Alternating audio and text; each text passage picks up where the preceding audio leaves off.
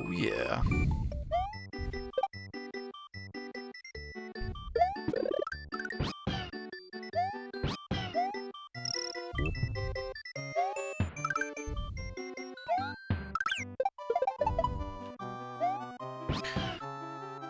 Let's get something in chat here so we don't look so empty up high. Chat, please go check out the YouTube. Alright, I'm about to upload a bunch of the Vampire Survivor VODs, and this whole playthrough is gonna get on there.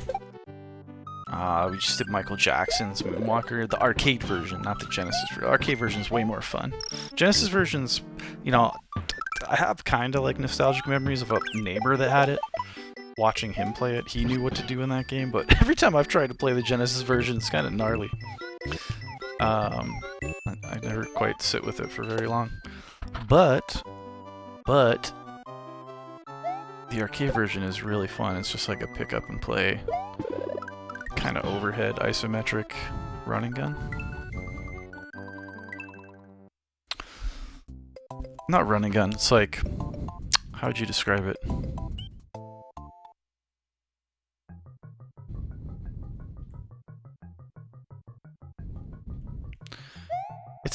It's kind of like an isometric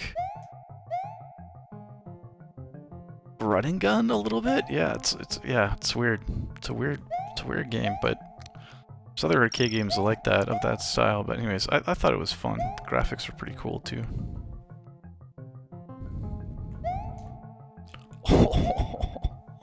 Just lucked out heavily right there.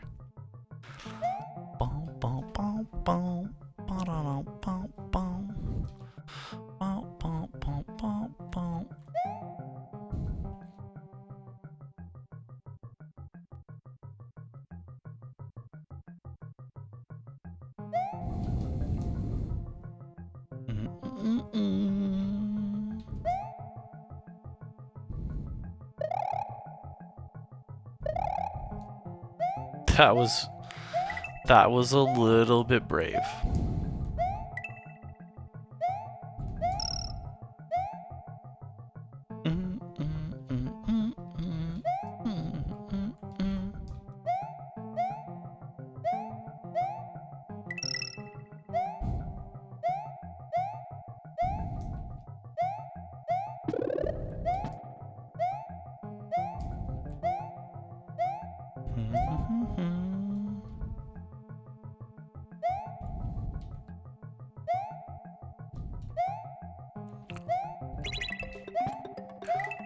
Okay, this is risky now.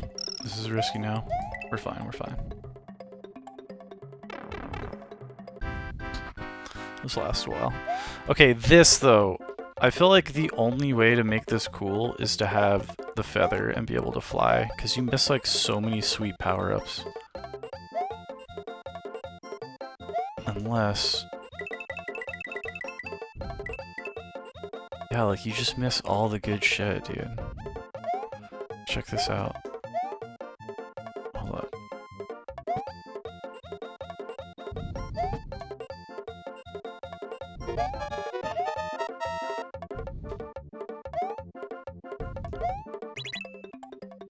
You can't get to it.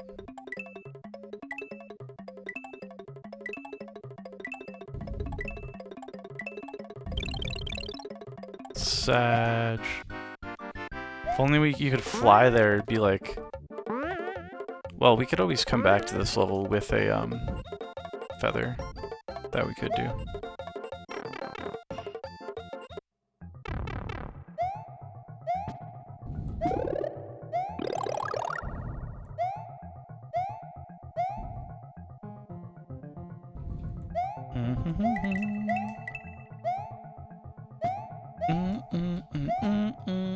Oh, we're about to run out of time and die. We gotta motor out of here.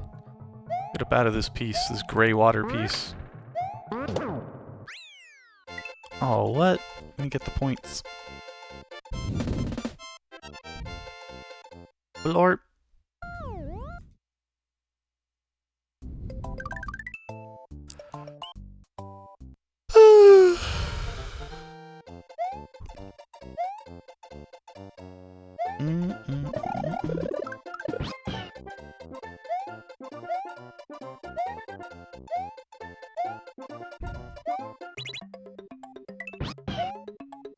Sag, we lost the flower.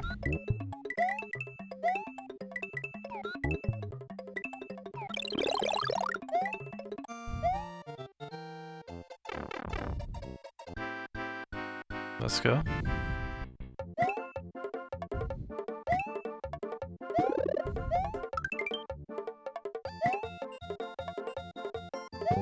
Sag. Sag.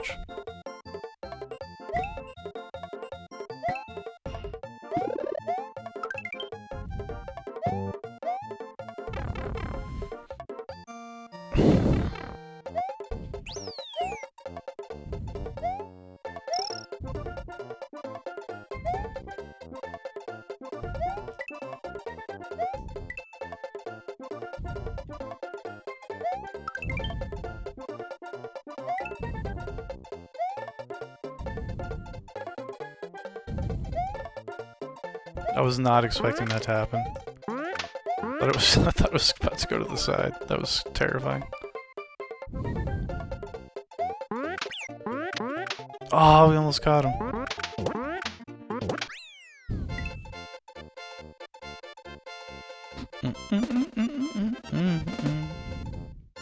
Alright, that was painless. Let's go fire a bunch of lives for this castle.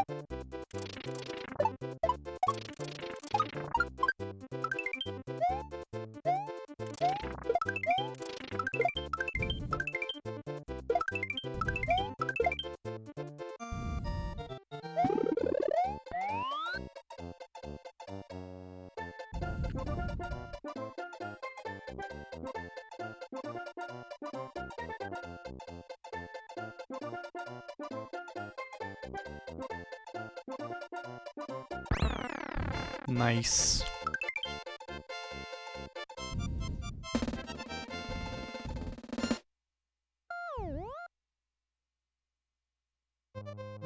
Oh, Sag, we shouldn't have beat the level because we had the, if you just, take a death and sacrifice a life, it saves you at the midpoint reload, which is right before the 1-up farming thing there. So now we gotta beat the first part of this stage, which isn't, like, terribly difficult or anything.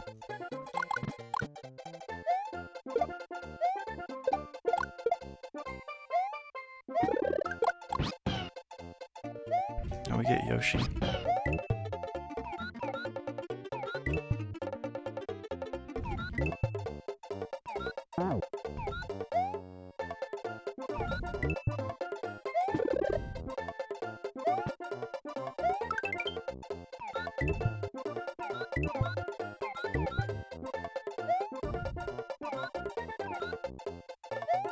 That part.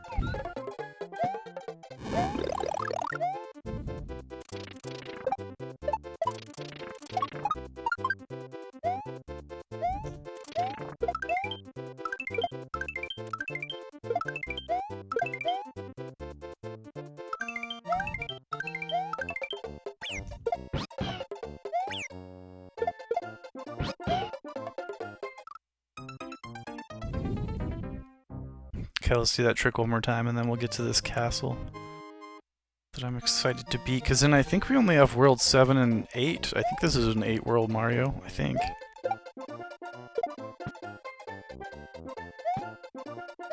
And then of course there's like those 2 secret worlds that we were told about earlier in the playthrough, and that maybe we'll look for, maybe we won't.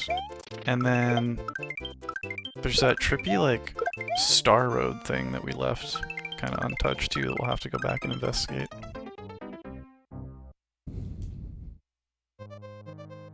One more time.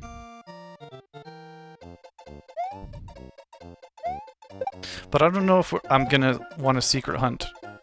Like, I actually genuinely don't know. Or if we'll just beat all the, like, because I definitely don't want to use warp points or skip anything, right? But if we can, like, that's why I beat both sides of this Forest of Illusion. But at the same time, if there's 2 whole secret worlds, I mean, we gotta find those worlds. I'll just look it up. If we can't, if we can't find it organically and we want to 100% the game, all we gotta do is look up how to get to those secret worlds, and away you go. I'm not scared to do that, especially if we've already beat the whole game and we're just trying to do the extra content. That's fine. It's totally fine. I'll allow it. Oh, well, we could have had him. That's alright, though. Alright, 59 lives. Let's do this. But yeah, I think this is some kind of warp system. I quickly Googled it, because I didn't want to, like, ruin the playthrough. Because I do like to 100% all the Mario games without warp points. Especially the first time I play them. Star Road, so I think it's like, I don't know. It might have something to do with unlocking those secret worlds. We'll have to see.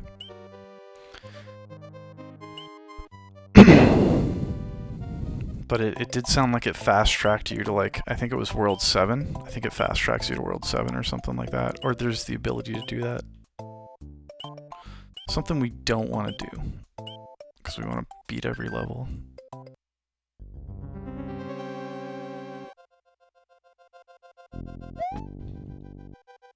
I love these big dudes.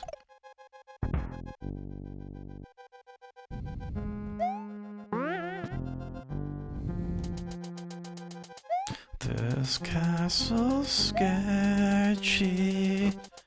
Fuck. Fuck!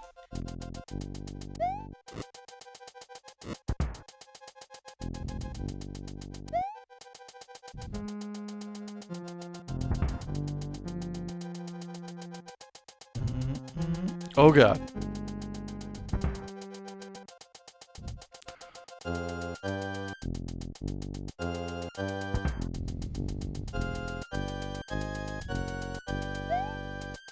Yes.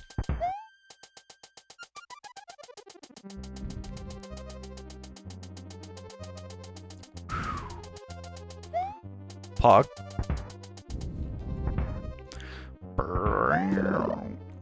Okay, we got a little safety net. Oh, we had one up top. I didn't even notice it. Sketchy.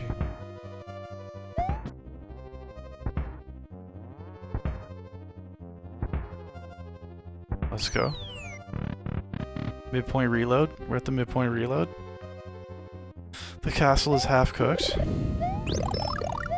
Bill accomplished. Oh no!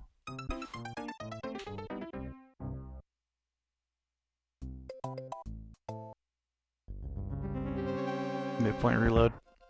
W.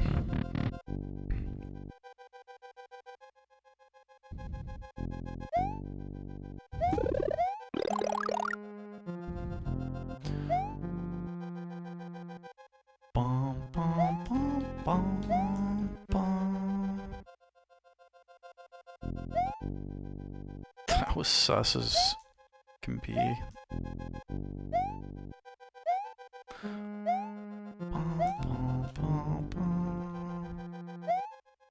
Best thing to do with all these castle puzzles I've found, oh, so like keep it moving, you know?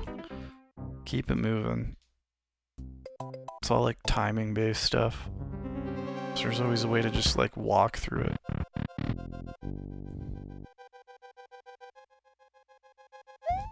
There's like very few times in these old school Marios I feel where you have to actually curb your momentum. Like you can obviously curb your momentum and still make it out alive, that's fine. But we're dead. But oh, we couldn't even. I was thinking we could get to the top there and have a little space to duck.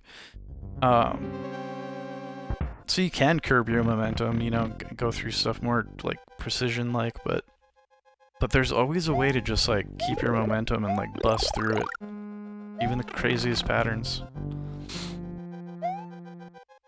Now this part's in our head though. We're gonna be stuck here forever.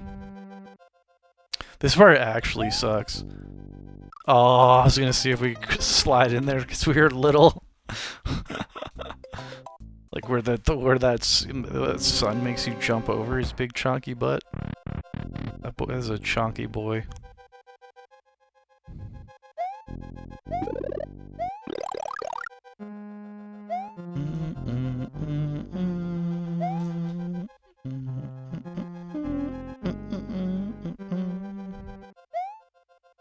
Chunky boy.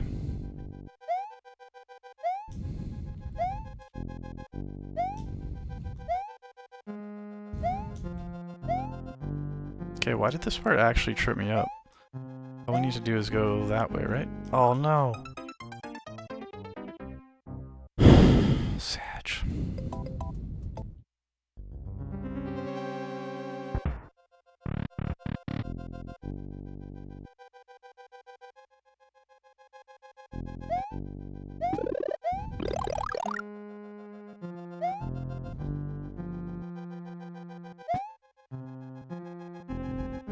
That was sus. But it worked.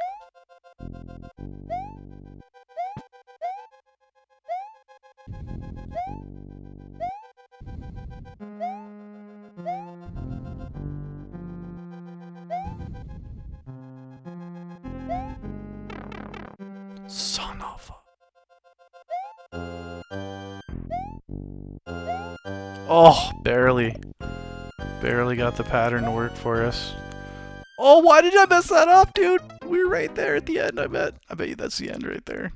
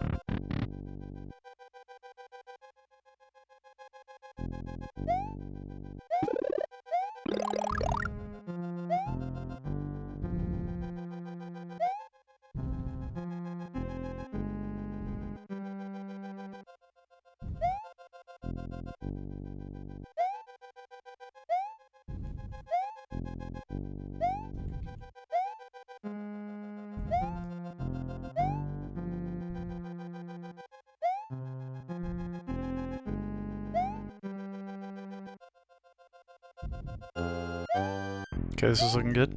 We're still big. Still big chunky Mario. Which is a good thing. Alright, send it. Pog, I knew the door was right here. Oh, hell no. This looks bad. What are those other two homies? Oh. I guess they're like decoys or something? Oh, dude, we had that! So close. That's a winnable fight. Nothing too crazy. Winnable fight with a mushroom.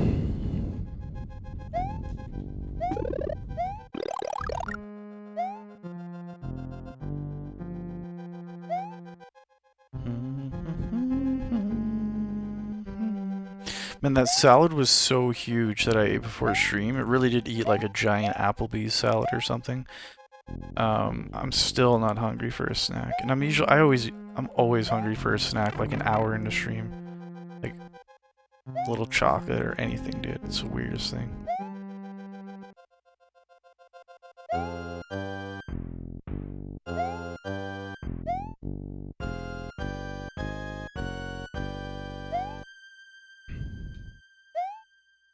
Oh, brother. That salad was thick, though. It was a big, thick salad. Had some fire-roasted chicken breasts in there. Mmm. I made it all myself, too. It was all on the cheap. Homemade. Seriously, though, it could have like been like an Applebee's menu item. I'm not kidding. It had cucumbers, yellow peppers, but very easily those could have been red peppers. Some seasonings, which I won't give away my secret, but numerous spices and seasonings. Dressing, I did olive oil with a little bit of pickle juice and soy sauce. You'll thank me later. And extra virgin olive oil, of course. You don't want the other stuff for salad dressings, in my opinion. You can cook with it, but you want the extra virgin stuff for salad dressings. What else was in there? Chicken, a little bit of leftover sausage, chopped up, all nice and fine, styly. Oh no, we missed her. Got him. Okay. You just gotta be really quick on your toes when they pop up. Oh, damn it, dude. That was so close again. Anyways. Yeah, so there's sausage, fire roasted chicken breasts, bell pepper, cucumber, spring mix. I got some local shit from someone that grew it. Delicious. Oh, I put cheese. Put cheese in there. Put Dubliner cheese in there. What do you guys know about Dubliner cheese, chat? It's the greatest shit you'll ever eat. The greatest shit you'll ever eat.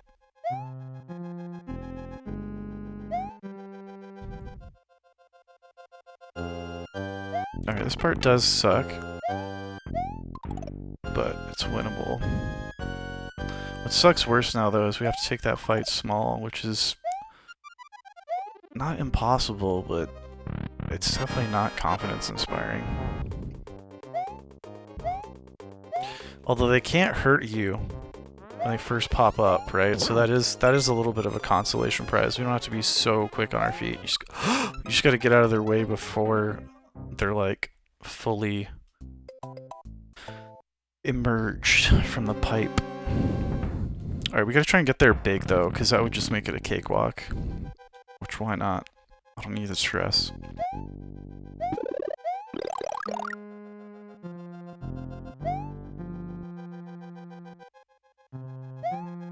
Anyways, this is a pretty big salad. I thought I was gonna have leftovers, but then the chicken was so yummy that I thought I had a little bit too much protein in there with the chicken and a piece of sausage. But it wasn't, dude. I ended up slaying the whole thing. Well, I slayed like 80% of it, and then I chilled and drank a glass of milk. And I was like, you know what? I got room for that last little bit of salad I was thinking about saving for leftovers. So I just sent it. I think it's good though, because it means I can go, like, I can stream like all night and not be hungry. Well, all night. I mean, I'm going to bed in like probably an hour and a half, but I suppose that's depends on how far we get in Mario here though. Like, if we get to World 8 with a quickness, like, I'll stay up. Oh god. I'll stay up late to beat this in one more session instead of 2 more sessions, but I just don't know how lengthy our playthroughs of World 7 and 8 will actually be, you know? I don't know if we're gonna get tripped up on a certain castle or level, or if it's gonna go pretty smoothly. We'll see.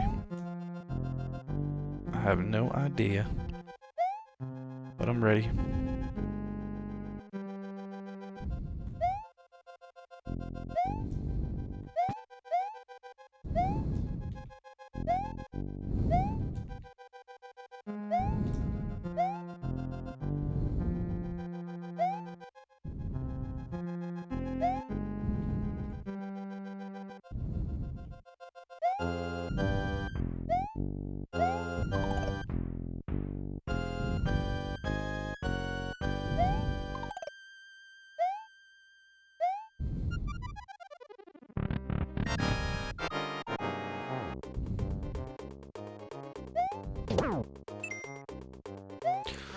What's that sound? Alright, now the pressure's on. Got him! Get ejected into the lava. W.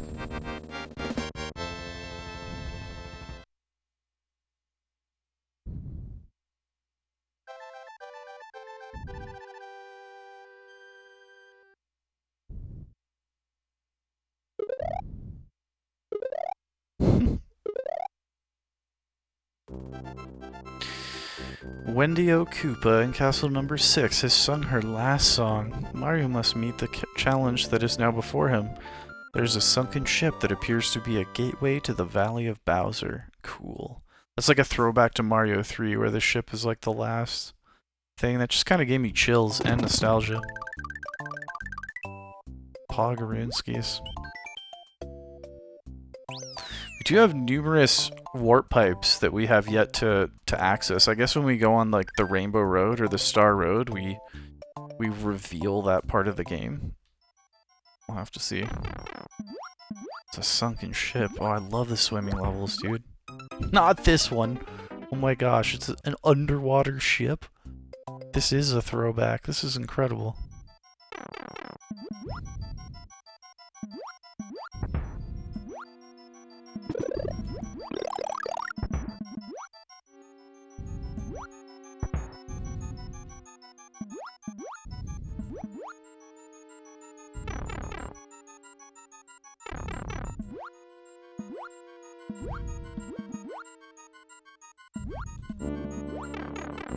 Brother, are you for serious? Look at them, they think it's all funny and shit. God, you guys are insane. Oh, it's like you can't move and you don't know where they're gonna... Oh my god, there's like a second where you're immune to it though too. This is absolute bullshit. That was Gnarls Barkley.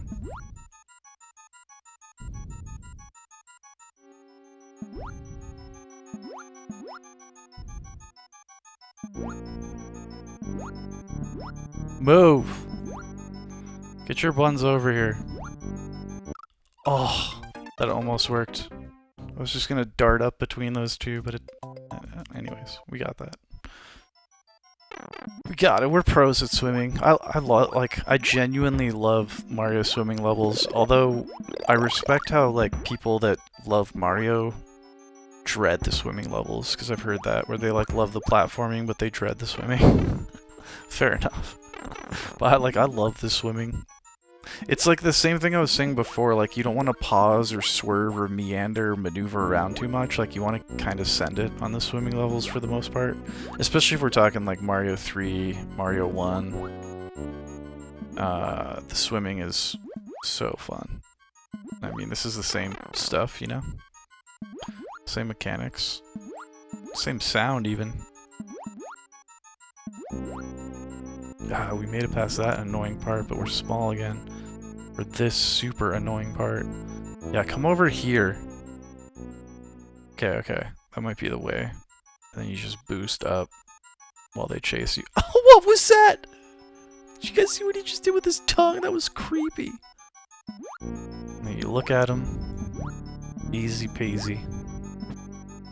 If you look at the ghost, they cannot harm you. But as soon as you turn your back, there they are, ready to fuck your shit up. Pog? What is happening?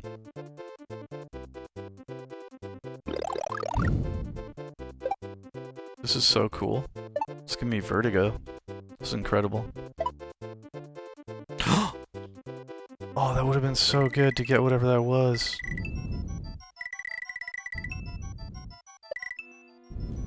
Come here, boys. Just want to talk.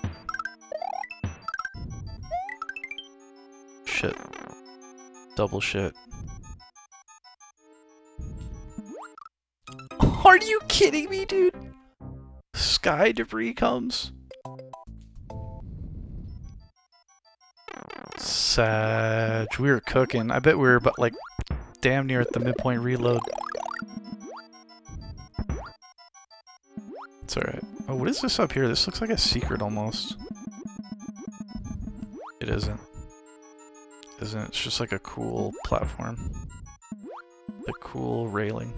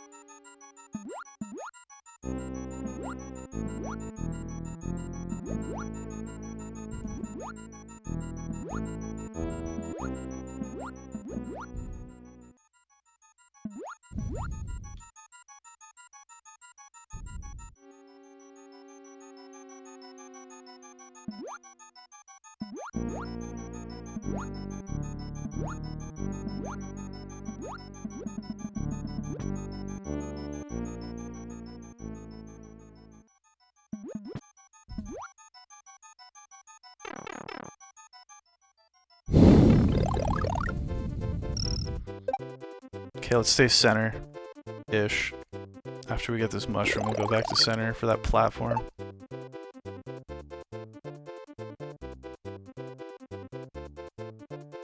Oh, right on the block. Let's do this. Oh, and we get another. Okay, Pog. Oh, dude, and we're spinning. Let's go. We spinning, boys.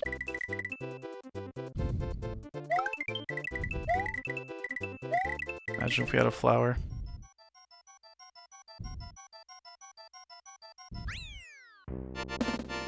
Those things just come from everywhere. I wonder if we swam over to the right there was nothing. Could we saw that, but to the left I wonder. Cool. Sick. Incredible.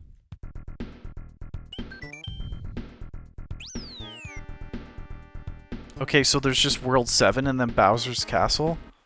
Oh yeah, we definitely got to find out how to do those 2 hidden worlds at some point. Some point this week we'll do it. We'll do another day where we hunt through the hidden worlds.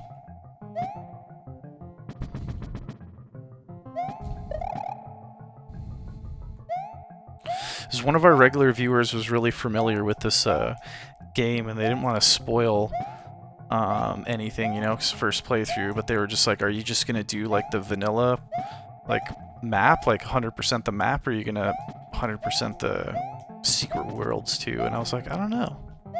Just depends on how hard that is to do. Or like how big of a hunt it is or whatever, you know. But I think we'll probably do them. Because I mean, we burnt through this game pretty quick. I bet you this would have taken me like a couple weeks or months as a little kid if I actually owned this when I was a kid. I would have been right into it.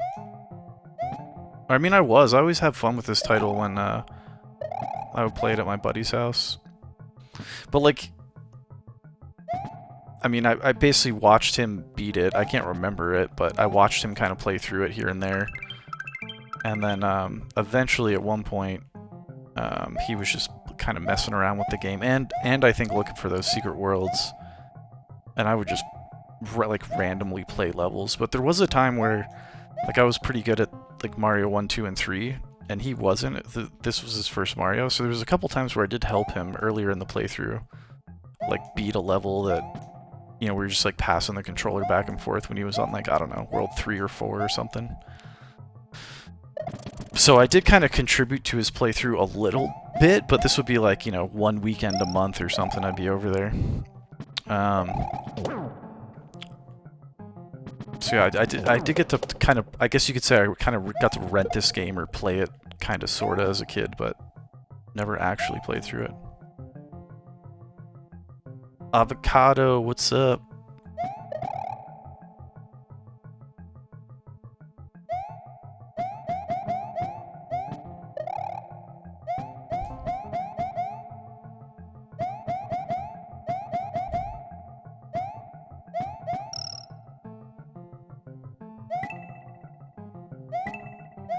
Course.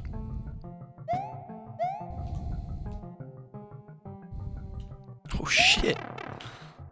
Alright, let's get back up here.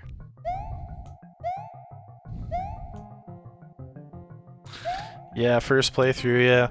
I used to like play it randomly at a friend's house sometimes. I would either help him with a level or like after he beat it, I would like, I don't know, he only had like 5 games for the SNES, so we mostly would play F-Zero and Street Fighter 2, but I did play it a little bit as like a 10-year-old, but I mean, I of course have no recollection of that for the most part.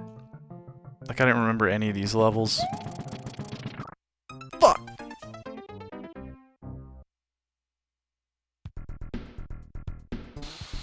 But here we are. Yeah, it's a cool one, like, because I played Super Metroid as a kid and Donkey Kong Country, but this is a cool one to like not have played and get to play fresh in like 2026. I'm kind of hyped on it, dude. Can't lie. We're gonna play New Super Mario Bros. On the DS next after I get through this. Do a playthrough of that. I have beat that game before a couple years ago, but like just on my 2DS. So I'm kind of excited to play it on the big screen. Yeah, it's a good one. I like the 3DS New Super Mario Bros, but there's something about the DS one that's just it's really good. The only New Super Mario Bros I haven't played is the Wii one. I've done the Wii U one, but the Wii one because my disc is damaged. I got a copy of it for super cheap because the disc needs repair. Like it needs to go through one of those like resurfacing things or whatever. So I haven't done that one yet. I've tried it out, but I couldn't actually get the game to load consistently.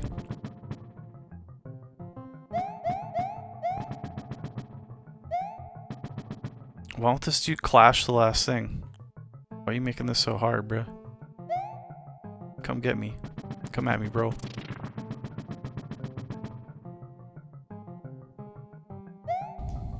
What is even over here again? Coins? There's got to be something in those shells.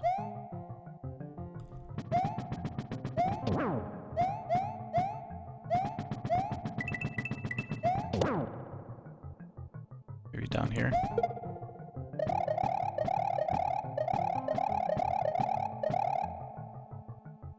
Damn it, I wish I had a feather cape.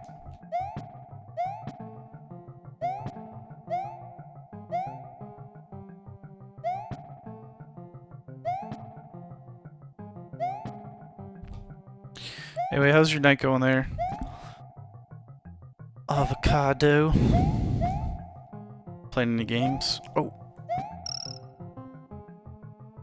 I guess we do probably have to try and make it through this.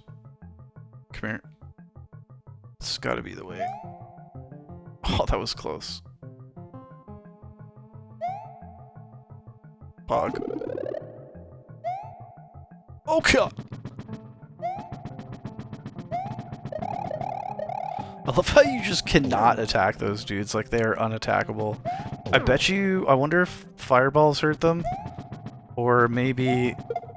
Yeah, I don't think the cave would hurt them. Come here, bro. Whoop. Oh, jeez. Crazy cold? Damn. Inside hibernating? Gaming?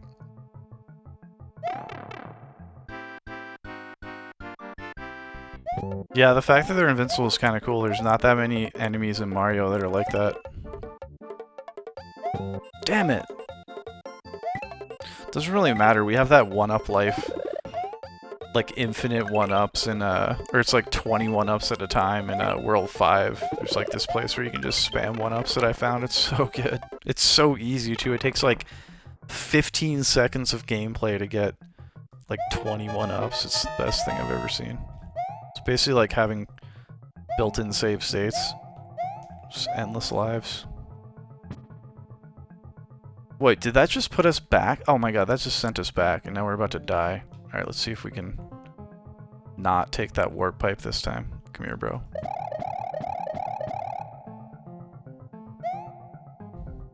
Ah! I thought that other dude was gonna, like, phase out and not be there.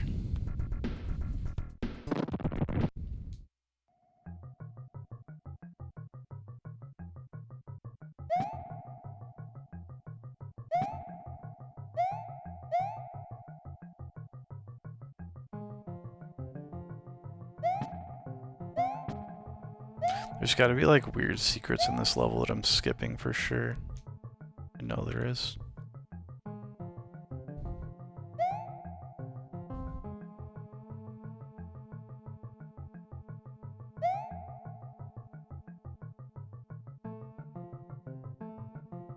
They're massive. It's like a massive sprite. Dude! Oh my gosh. I actually don't like this level anymore. Should have already beat this level. Oh.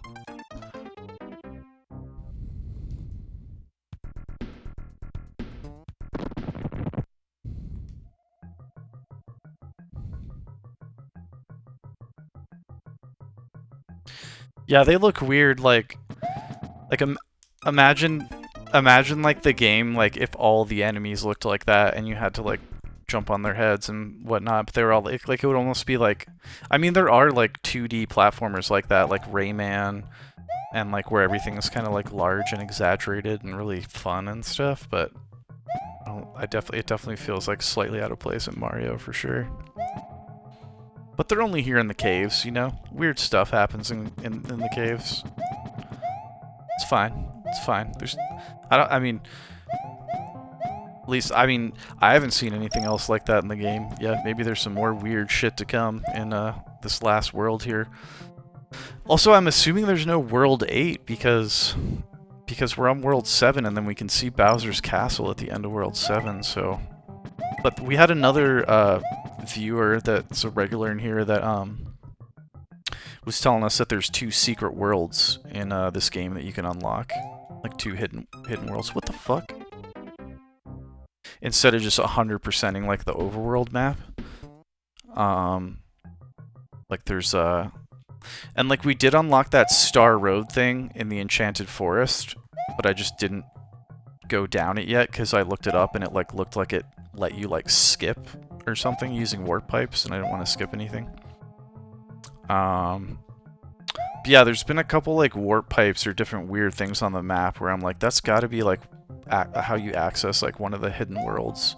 So I'll probably look it up, like, because I don't want to sit here and secret hunt when we could just move on to another playthrough. But I'll probably look up how to unlock those 2 hidden worlds, or maybe someone in chat will just tell me. Pog, we got him.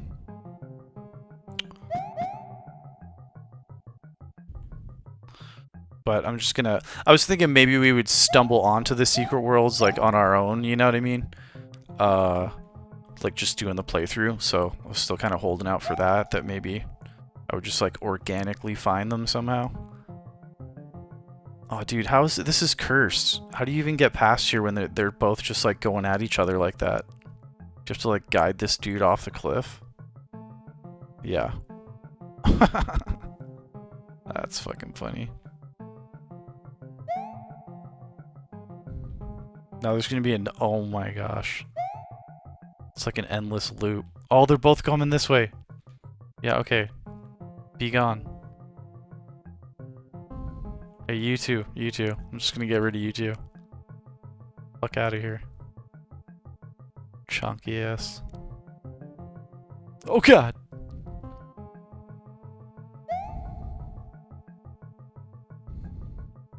This level design is weird as shit, bro. It makes me feel like there's hidden stuff, but there's probably just like some hidden items up there, and then there was this other part that was like upwards to the left. Oh, hell yeah. Get fucking wrecked.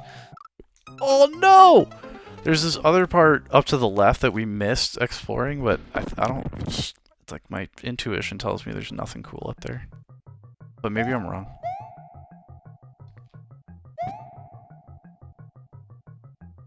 Like, it's just items or something that I don't care about.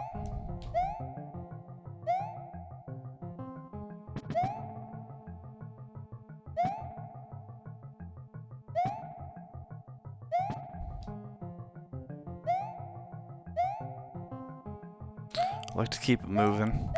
Alright. I don't really think we care about this part. I mean, doesn't it give you a 1-up or something? Whatever. That part makes me curious. I wish I had a cape for that. I don't know what's up with that.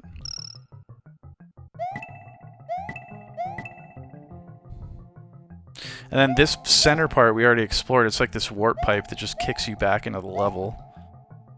So that was a no progress zone.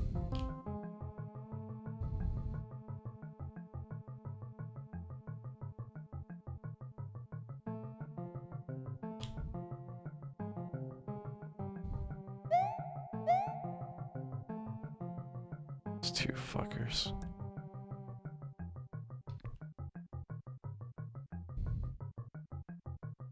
I should AFK for a stretch break and some hydration. I'm thirsty, man.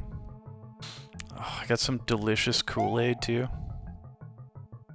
Like ice cold, delicious Kool-Aid in the fridge. Whole pitcher of it. Excited. Oh god.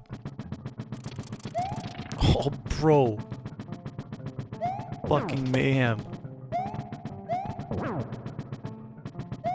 Fuck.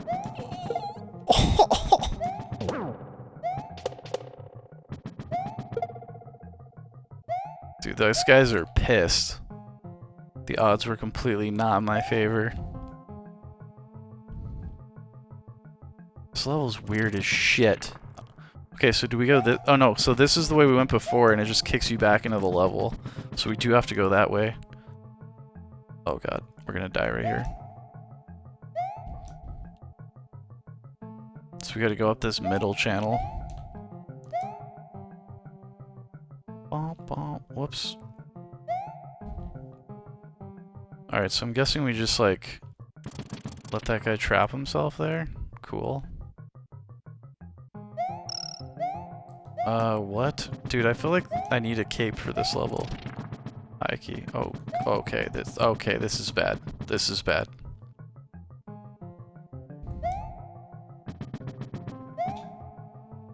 Alright, that worked. Now we got a clear path. Dude, that was fucking terrifying.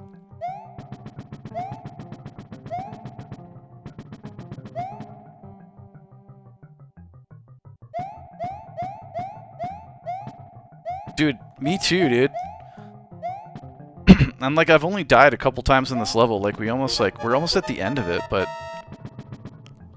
Okay, so where do we go then? Because I went here before. Did I make a wrong turn up here or something? Alright, I'm not gonna waste time with this. Yeah, and then it just kicks you back into the level.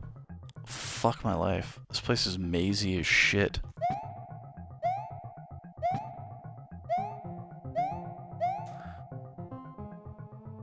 Alright, so not any of this crap. We're gonna die of timeout, but maybe we can find the exit so that we can actually come back to it next time. And then I thought, okay, so maybe we do go up this way. You gotta come back this way. Like so. Oh, not die to that, dude.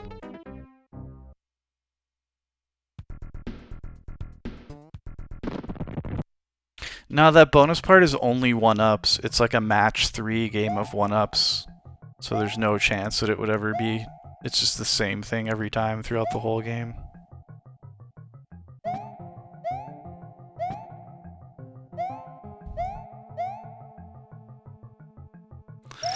But sometimes Mario games do this just on like World 6, 7, and 8. They come up with really hard like environmental puzzles just to like elongate the game because sometimes players can like breeze through all the precision platforming stuff. So I don't know, it's pretty typical Mario to do this. Just saying. They have some mazy ass... Like this level's not hard, it's just fucking weird. Oh my god. Like that type of bullshit. Get the fuck out of here. Alright. Oh dude, this guy's just giving us problems too.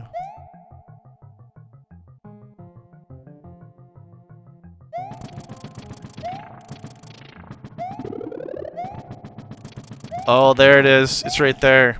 You just gotta make them football through it. Classic. Found it. That wasn't too bad. I guess the level is like training you early on to utilize the football players to destroy blocks for you, so then made you use that skill to get out at the end. Ooh, there's 2 castles, there's an alternate castle, so that means there's probably 2 exits to this level. One that takes us to that alt castle, just like in that like, whatever that forest was called, Mystical Forest, or whatever it was called. I forget. The forest. The forest. What is it called? Forgotten Forest? Lost Forest? Enchanted? I can't even remember. Whoa! Let's actually go back there and farm some lives real quick so we don't have to do it again. Plus, I want to know the name of it. Oh, I feel so accomplished. Having unlocked Bowser's Inner Sanctum. I think it's Illusion Forest, yeah. I was thinking like mystical, enchanted, Forest of Illusion. Not Illusion Forest. Or like that's what I was thinking too, was like something forest, like mystical forest, enchanted forest, magical forest.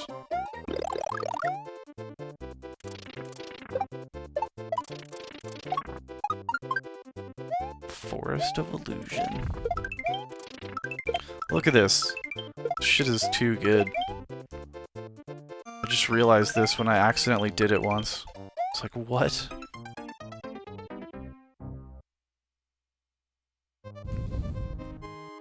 And then you just take a death instead of finishing the stage, so every time you go back there, it just starts you at the midpoint reload, and you can just farm lives forever. Like, you can just infinitely farm lives over there. It's awesome. So good. I probably should have farmed more, but, like, we're pretty good. Like, 50 is chillin'. We could really get into a crazy spell of trying to figure a castle out or something, and it won't affect us.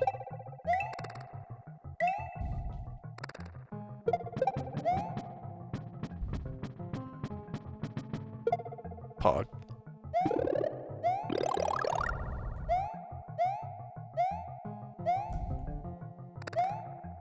Damn, I like the graphics in here. The backgrounds look really cool. I mean, it's just black, but the way they did those, like, rocks, it almost looks like Bob Ross or something. Like, use, like, it almost looks like sponge paint, like sponge painting. Little black gesso. Little black gesso. Dude, I love Bob Ross. It's like the best Twitch channel in existence.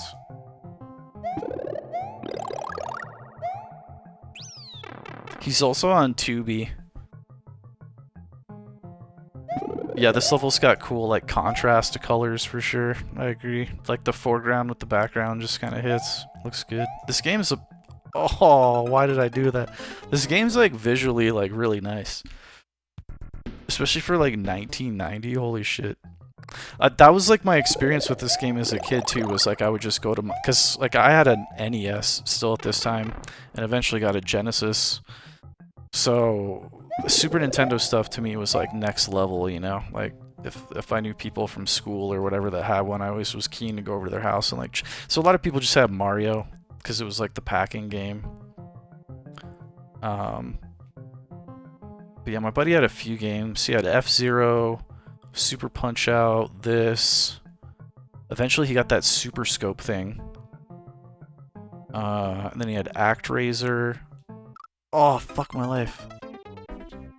ActRaiser, what else?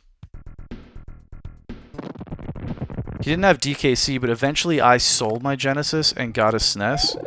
And SNES was kind of like on its way out at that time, so I was able to get a core system for I think just like 90 bucks, so I didn't get this game. And then the only 3 games I owned on the SNES were, before I got a PS1, were Super Metroid, which I played to completion, Donkey Kong Country, which I was the most hyped about. That was the thing that convinced me to, like, sell the Genesis the most. Fuck. I gotta be patient in this part and figure it out. And then Mortal Kombat 2, because I felt super lucky to have a Genesis for Mortal Kombat 1, because that was, like, the preferred way to play Mortal Kombat 1. And then when Mortal Kombat 2 came out, everybody was basically saying the SNES version was, like, the GOAT. Well, unless you had, like, the super... like elite nerds in the gaming store that like worked at the gaming store that had 32Xs, and they were like, oh dude, you gotta play the 32X version of Mortal Kombat 2, dude. But I mean, pretty much everybody knew that the way to play MK2, and still to this day a lot of people really love that SNES MK2 version. Anyways, I had MK2, Donkey Kong Country, and Super Metroid on my trusty old SNES. And then eventually I got Blackthorn because I was really into Flashback on my Genesis. And kind of the spiritual successor to Flashback was Blackthorn. Made by Interplay. It was like Prince of Persia style games. This part seems really straightforward and like you could do it without dying first try, but they're definitely good at putting these little choke points in there. Oh, dude, I had it. Blackthorn, yeah, this is how you spelt it, but you put an E on the end. So it's like, are you familiar with like Prince of Persia or Out of This World or the Flashback game?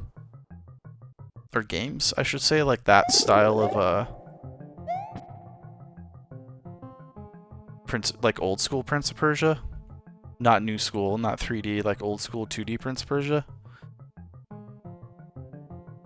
It's like that, but it's Blizzard's take on it. So Blizzard, like the people that went on to make like Warcraft 3 and WoW and shit, made Blackthorn. It's a Blizzard game. It's insanely good. You're like this cyber barbarian dude in some sort of weird parallel reality with a shotgun. It's so good, and it plays like old school 2D Prince of Persia, or it's inspired by that game. So was Flashback, and so was Out of This World. Those games were both also inspired by Prince of Persia. But yeah, it's Blizzard's take on like a Prince of Persia style platformer. It's a wicked game.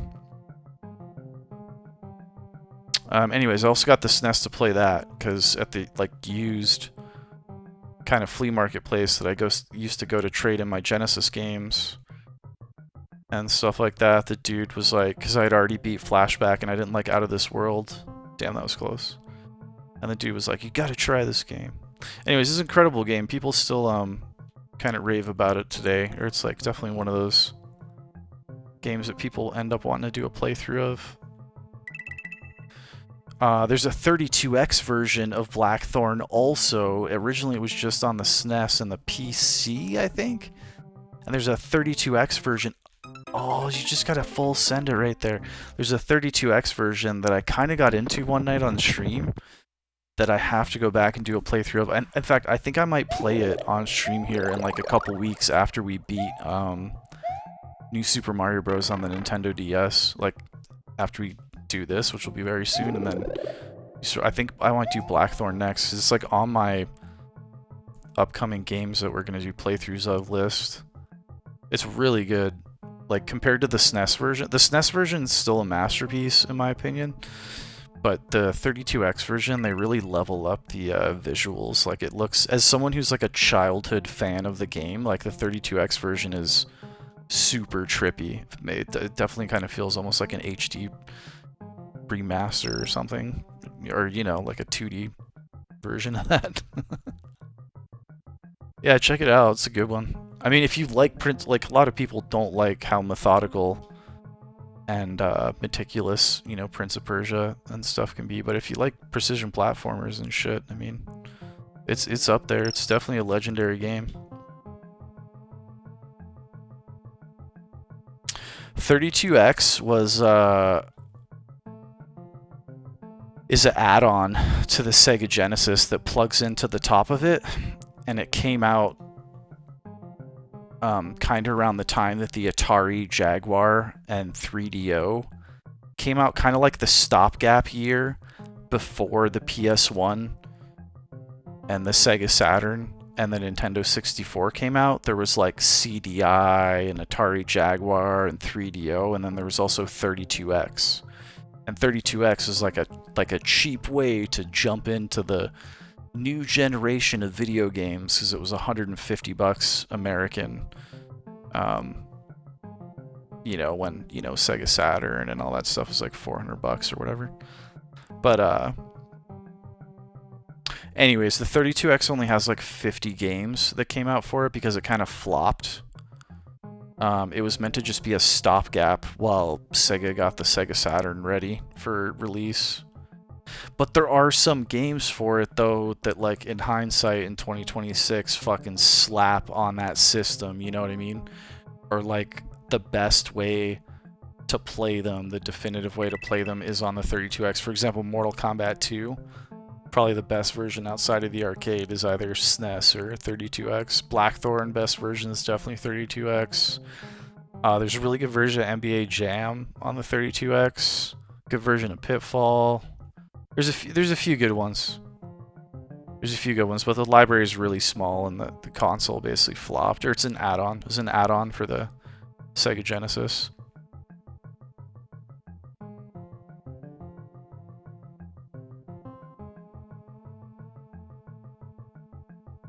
Graphics-wise, it looks a lot like it looks like this. It looks a lot like Super Nintendo. Like, it looks a little bit crispier than... Pog, we did it. It looks a little bit crispier than Sega Genesis, but it doesn't look as good as, like, PS1 or Saturn or something, you know? Like, it's... But it's a cool system to, like, research and get... Fuck, dude, we just have to send it from the jump right there? Chi-chi.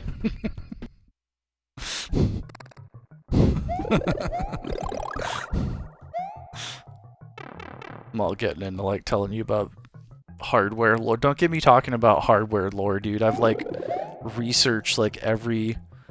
Because there's so much random shit from that era that came out that flopped because the PS1 came and just, like, killed everything. Like, there's even, like... different computers in Japan that got, like, Super Nintendo-like graphics and stuff. They're, like, specific to Japan. I think all that shit's so interesting. Because basically after this, like, video games became 3D, right? So it's cool that there's, like, all these, like, either Japanese specific or, like, old school consoles that are kind of in that in-between space, in between 2D and 3D. The Amiga CD32 is another one that I think is really interesting to watch, like YouTube history videos and shit on. But yeah, if you just look up, like, history, I'm trying to think of, like, a good channel, because there's a few people that I follow that I bet have done some good 32X lore, but YouTube's king for that kind of stuff, though. You can just look up, like, any old piece of hardware or any old game, and there's, like, definitely a playthrough on there somewhere. It's kind of nice.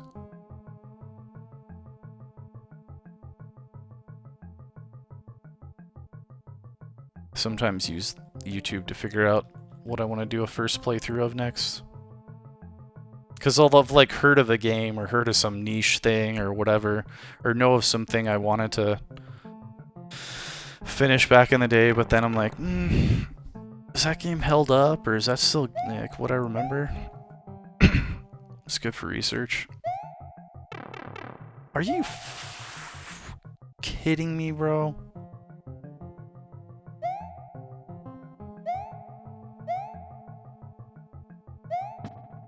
Oh, we're right there! Look, the arrow is right there!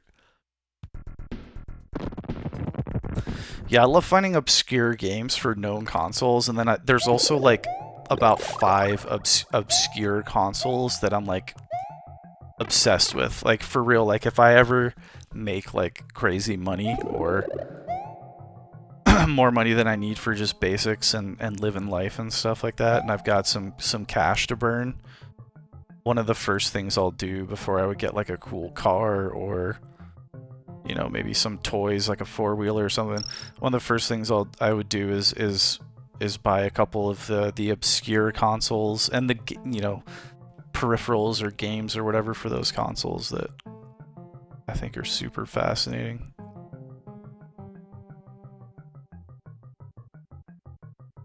I really like the 3DO. The 3DO is a very cool one.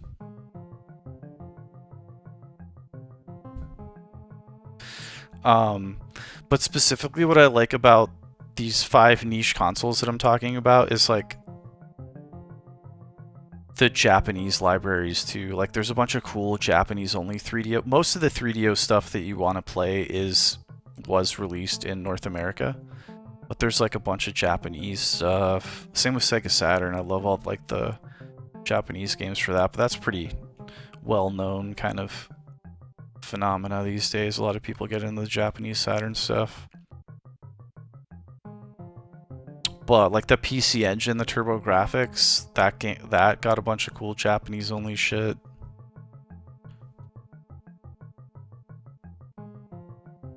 And then the other niche, or I guess obscure console I like is actually a Nintendo one. It's the Nintendo Famicom Disk System, which was like a...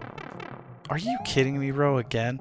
Which was like an attachment, same as the 32X, kinda. It was like an upgrade that you could connect to the NES, but it was only in Japan. It was only in Japan. Oh, you like the Famicom Disk System too? Yeah, dude, I love... Dude, that add-on right there, all those games are good. Like, there's a couple bits of shovelware for the Famicom Disk System, like a few shitty ones, but most of the Famicom Disk System games I've played or watched YouTube playthroughs of, etc., like, they're good. There's a bunch of good shit, especially if you like NES stuff. There's a bunch of rad... And the sound chip is really good. Like, they basically look like NES games, but, like, they sound incredible. I love Famicom Disk System. I think that's one of the coolest... How did I fuck that up? I didn't wait for it to go down so I could hang out in that little spot. It's one of the coolest obscure consoles in my mind. And also, I think it's the first ever add-on ever. I think the Famicom Disk System is, like, the first video game, like, home console add-on ever made, if I'm not mistaken.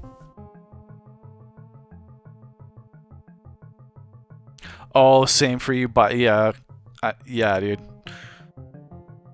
I know, right? Because then you got them forever, and nowadays you can like modify them and like play your games off a hard drive if you want, or just all. I mean, there's like, or just modify them to have like really cool like video output, and then play all your games off disc still, like whatever your preference. Like, I don't know. There's just all kinds of stuff, cool stuff you can do now with.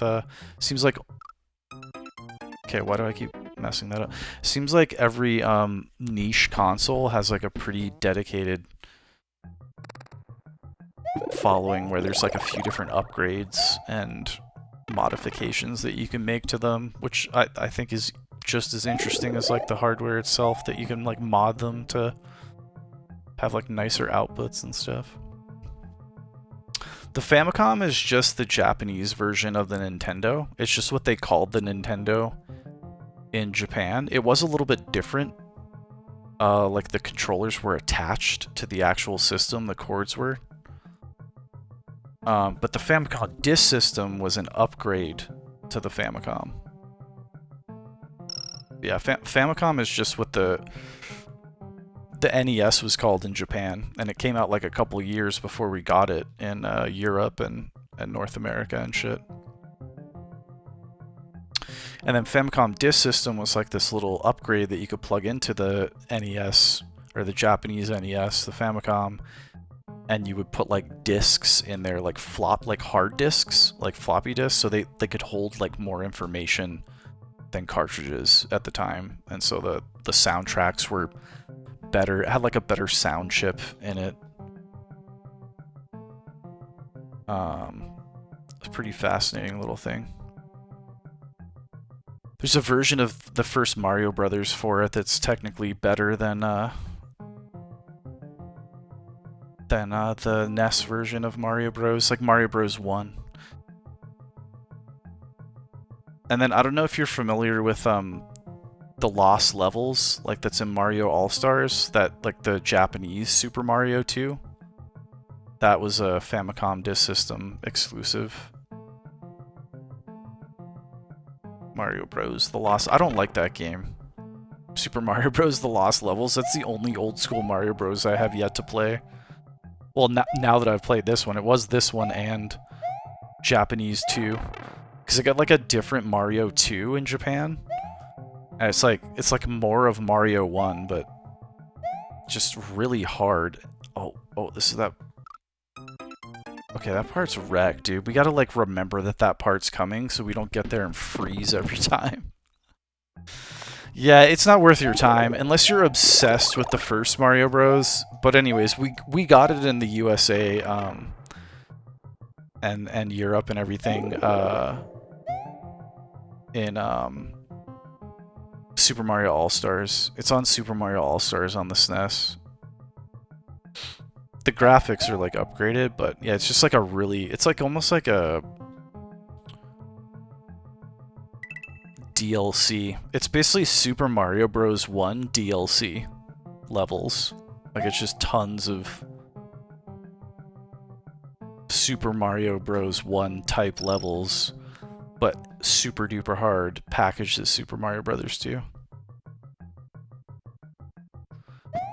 Oh, you don't like the Mario games? A lot of people don't. A lot of people find them too stressful, like precision, like too like annoying to play. I guess maybe if I hadn't played a shitload of them as a kid, maybe I wouldn't like them either, but I like precision platformers. Oh, you like Super Mario World, though? Okay, well, it's definitely not the gameplay, then, because the gameplay is the same. I mean, Super Mario World's a little bit easier than Mario 1 and 3. Super Mario 2 is kind of its own vibe, but yeah, this game here, it's a little bit, like, I've gotten through this a little faster than 1 and 3, but it's still pretty damn challenging, especially these later levels. This shit ain't easy. But also, yeah, the vibes in Mario World here are really good. The music is good. I mean, this game is a masterpiece. I remember when this came out, I would like go check it out at people's houses that got SNESes when I still had a NES, because it was a pack-in game, and just like the graphics, the sound, like everything was like incredible.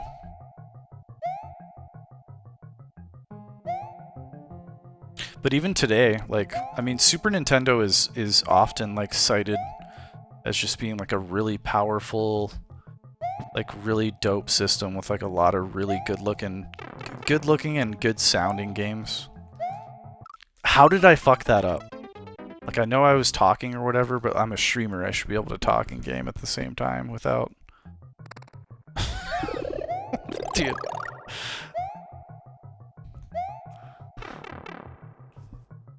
Lol. It's alright. It's alright. We got that spot where we can farm lives, so that's the other thing I'm loving about this game is ever since we got to the Forest of Illusion, and we found that place to farm lives, that the playthrough has been like no stress.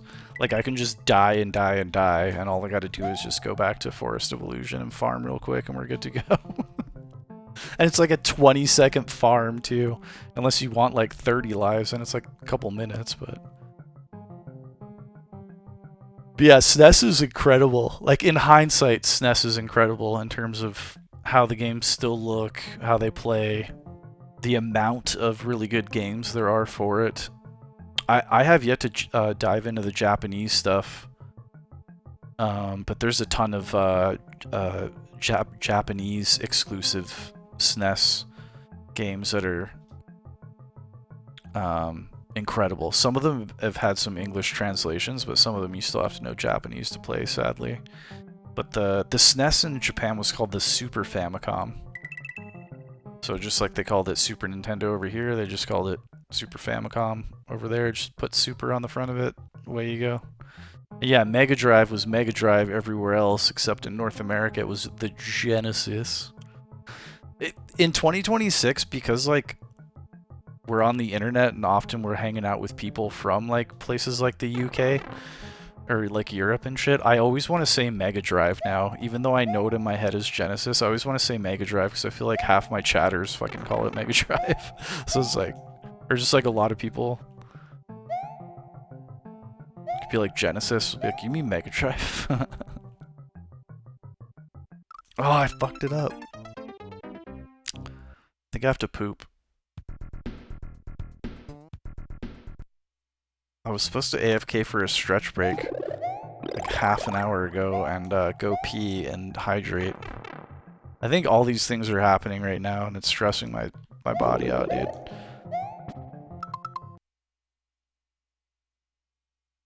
That was a South America thing? No, Mega Drive. So everybody calls it Mega Drive across the entire world, like South America, Japan. It was called the Mega Drive in Japan.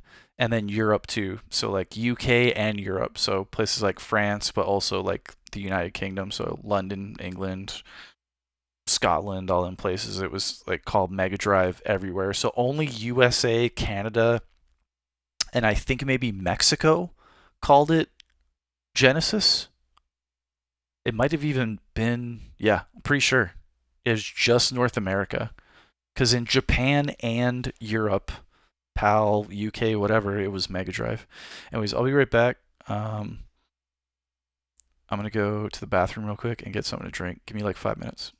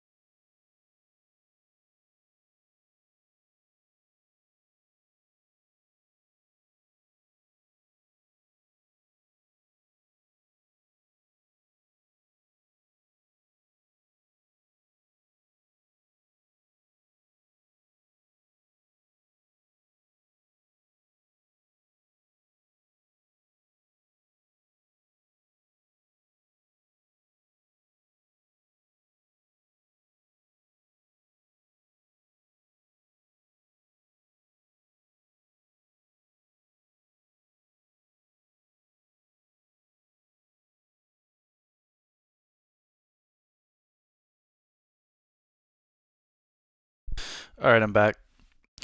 Damn, the vibes in Super Mario World are good, because I was only gone like 5 minutes and I was already missing the vibes, so I was like hurrying to get back. This game's so good. I'm gonna miss it.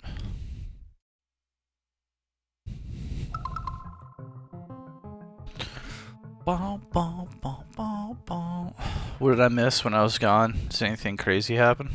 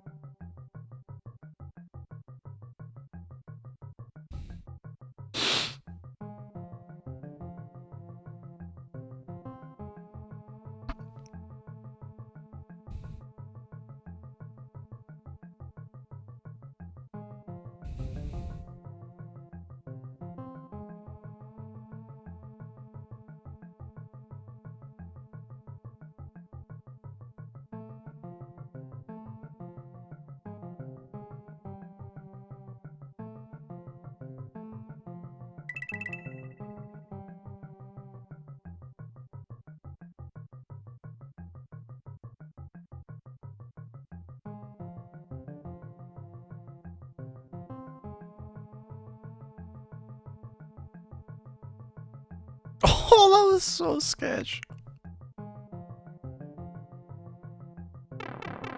Alright, this is where we gotta lock in right here. This is where we always throw. So we're not ready for the wildness. Oh dude, and that guy is such a fart face, like I swear, look, I just landed on the same pixel almost. That's so weird. He like trolls you when you're big. It's like auto big. Oh, that part right there always gets me. It's like auto big Mario theft. But if you're still big Mario at that part that just killed us, you're fine. You can just pop on down there. Alright, we got this. We just keep getting like the same little bit there. We're good.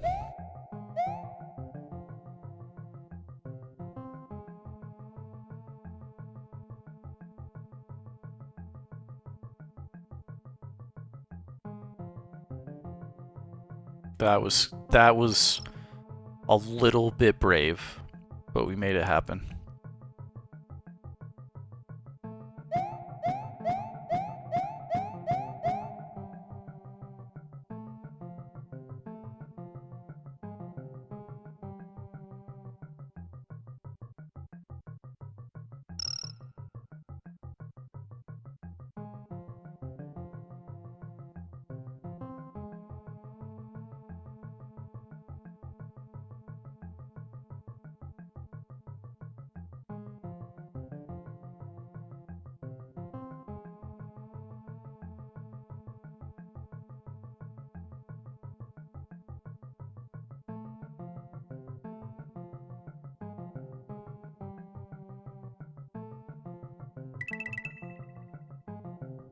What the f- Why did I do that, bro?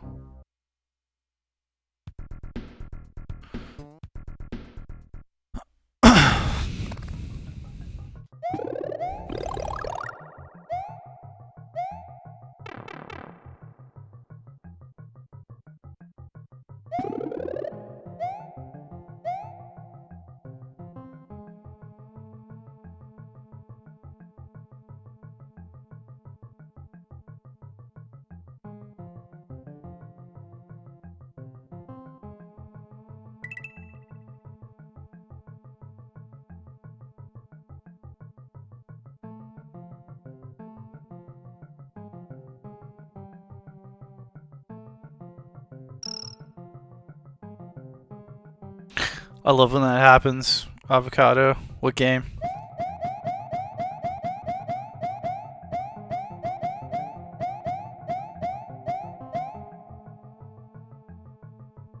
No, but I played the Mega Drive one. Alien 3 on the Mega Drive. I played Alien vs. Predator on the SNES, the beat 'em up. Wait, the SNES Alien is good? Is it Aliens or Alien 3? I think it's Alien 3. Because I remember when I was a kid and I only had a Mega Drive, I kept looking up comparisons in, like, the video game magazines like GamePro and stuff of, like, Mega Drive versus SNES Alien 3. Yeah, no, I played the Mega Drive one when I was a kid. I beat it. I don't remember it. I remember it was hard as shit. But I don't, like, I literally, it's like a missing childhood memory. Like, I literally own the game. I bought it used from the used game store. I think I traded in X-Men or something for it. I can't remember. But yeah, I tried to play Alien 3 on the Mega Drive, like, a couple months ago, and I was, like, offended at how hard it was. Like, I found it offensive. I was offended that a video game could be that difficult. It, like, made me angry.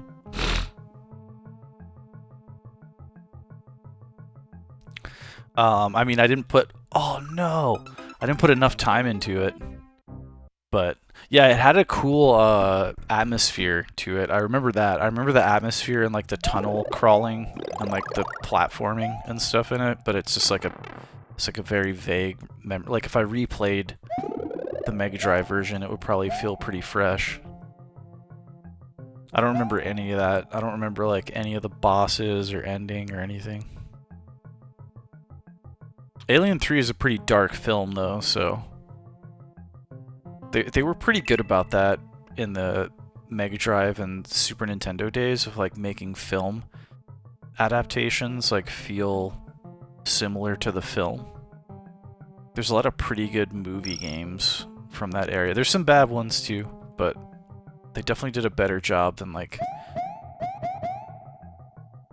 they ever had with some of those movie titles. Some of them were really good. Like, those Super Star Wars games for the Super Nintendo are incredible. They're so hard, too. I used to be pretty good at those back in the day, too, when I would rent those for my Super Nintendo. Those games are insanely hard. The Star Wars ones, I don't know if you've ever played those. Those are ridiculous. Like that's like an acquired taste. Like, some people don't even like them because they're so hard. Which, fair enough. Like, they're ridiculous. And there's, like, levels too. Like, I forget how it is, but there's a trilogy of them. So there's Super Star Wars, there's Super Empire Strikes Back, and there's Super Return of the Jedi. And, like, I think Super Star Wars is the hardest, and Return of the Jedi is the easiest. But it's something like that, where it's like the first game is the hardest, and then the second game's not quite as hard, and the third game's... Or it's like they get harder. I can't remember which one it is, but... They're all ridiculously difficult games, though. They're like run and gun, almost like Metal Slug. Kind of like Metal Slug games, but with platforming. Almost like a fusion of, like, something like Mario Bros. And, like, something like Metal Slug in one game. And they're made by LucasArts, which made all kinds of crazy good video games back in the day.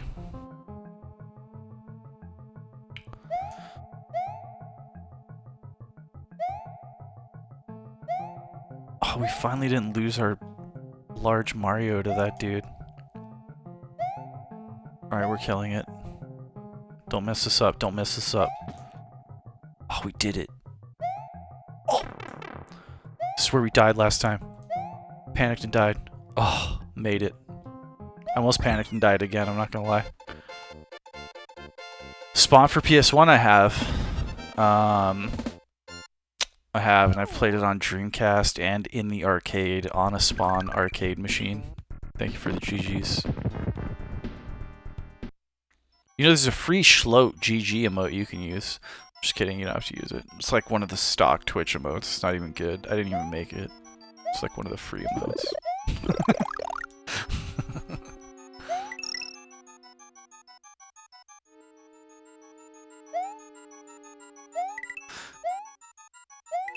Yeah, you should try the Dreamcast and the arcade version. They're better. If you like Spawn. I was a huge Spawn fan when I was a kid. In fact, I didn't really read comic books other than Spawn and the Punisher Punisher Warzone. Those were like the only 2 comic books I was into as a kid. I kind of like would check out other stuff, but like in terms of like the story, fuck, I'm reading it on a regular basis.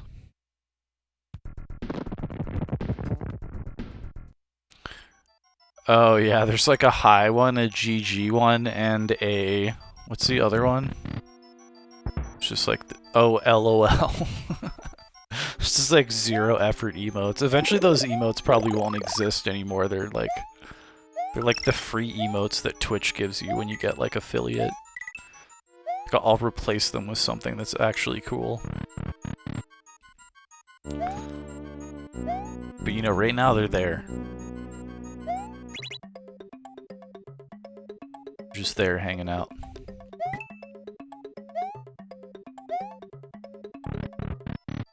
Is it as easy as that? Nope, definitely wasn't. Alright, we gotta figure out what the door is here. Oh, come to me.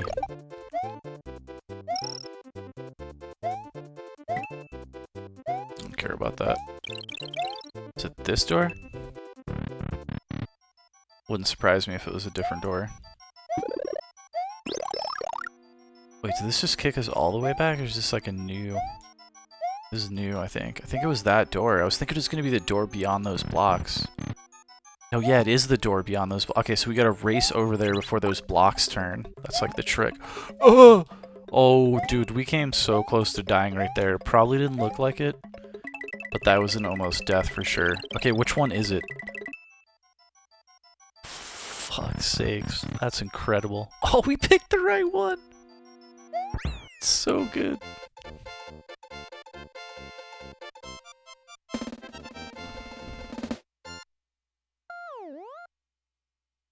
You just play whatever games your older brothers got? Oh, okay, and they picked up Spawn. Yeah, I'm trying to remember the hold up.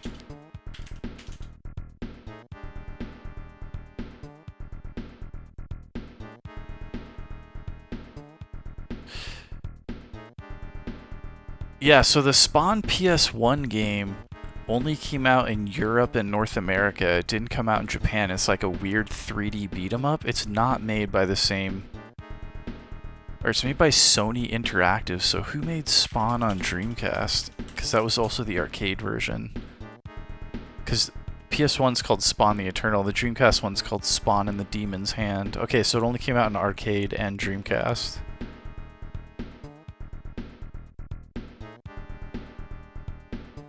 Anyways, I've tried that PS1 game before. I honestly couldn't remember what I thought of it, to be honest with you. I kind of want to go look up some YouTube footage of it online to see if it's like you're saying it's pretty terrible. Because like, if it's a beat 'em up, especially a 3D beat 'em up, I have like a high threshold for terrible. Like, I love beat 'em ups so much that it could be, like, pretty bad, and I might still like it. That's how much I like beat 'em ups.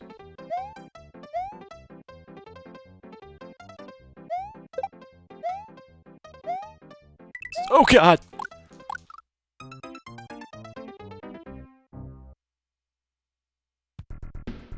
Oh, it looked very nice? Okay, I'm gonna look it up, dude, because I've played it before. I just can't remember what I thought of it.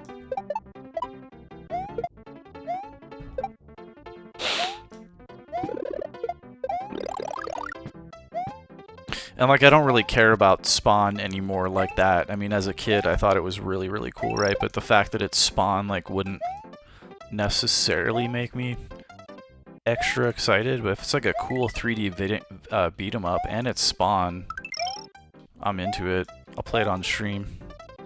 I love finding new beat 'em ups. Especially 3D beat 'em ups that aren't terrible are pretty hard to find. Like, there are good 3D beat 'em ups out there, but a lot of times they're pretty bad. 2D beat 'em ups are always great for the most part, or at least passable. 6 out of 10, 7 out of 10. But yeah, good 3D beat 'em up. That's a good find, or it's a rare find.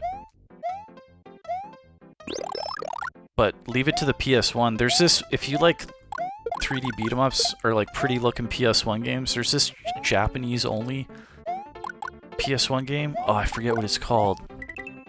It's a beat 'em up. It's a 3D beat 'em up. And it only came out in Japan, only on the PS1. You can't play it anywhere else but the PS1. Oh, what is that game called? I'll look it up for you before I end stream. Oh no!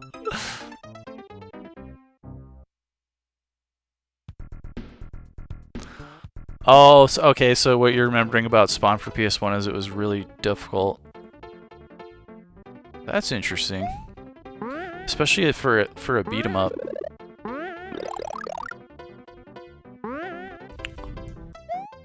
I wonder if it's like a hidden gem. It might be a hidden gem. I don't know. I wonder what the people think of it.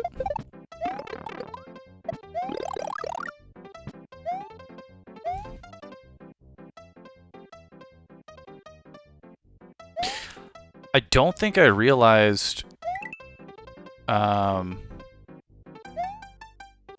that the PS1 version of Spawn wasn't the same game as the Dreamcast and arcade game, though. Because like I said, I've played it on the PS1, I just have no memory of it.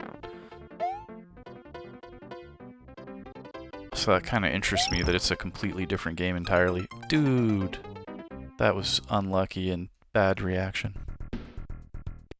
That's what you get when you have no idea what's coming next. Sometimes you die. Oh.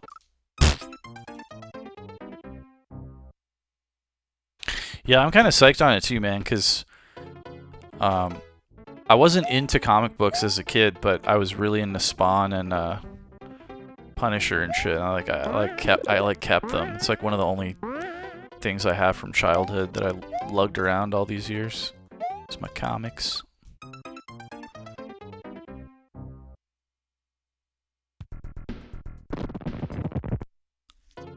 Yeah, true. Yeah, even if it's like just the fact that it's a 3D beat 'em up, it's based off a really good comic book, and it's apparently notoriously hard. I mean, that sounds like probably a good time. At least checking it out. I mean, maybe I'll get pissed off and like I won't finish it, but it'd probably be fun to check out for sure.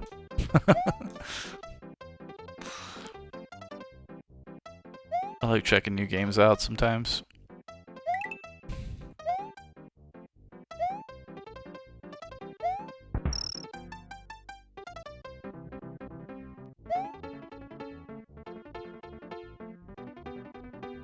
Or new old games, I should say. I mean, bro, this level is a little bit like probably super easy once you memorize it, but like first time playing through this level is like a little bit like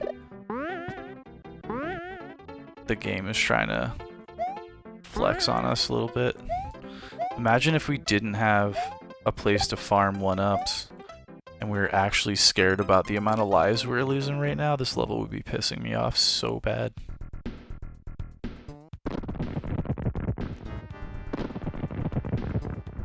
That is weird, huh? It's cave level, but it's got this stupid music to like annoy you and like create extra tension when you're going down the little floating platform things. It like makes it like feel like extra like antsy or like turned up. It feels turned up. Caves are supposed to be like chill and like meditative. Everything feels all turned up. Old school game developers were good at knowing when they should stress the player out, and, like, make you stressed out. It's like a skill they had or something. Yeah, let's just stress them out. Oh, we did it. No! Oh, Pog. Dude, being comfortable as Little Mario, I swear, is the key to all old school Marios. You just gotta be cozy with Little Mario. Oh yeah, they troll on purpose, for sure. And like, sometimes it's welcome, because you like, honestly, it just makes you a better player. You know what I mean? Like, when you get through a part where you know the game is trolling you, like, actually will improve your skills. Like, it's usually good. Or like, in good fun. But some people get really vexed at like the old school devs because, yeah, I mean, video games being difficult and taking you a long time back in the day wasn't necessarily like considered a negative, you know? I mean, today it sometimes is, but back in the day it was like, oh yeah, more bang for the buck.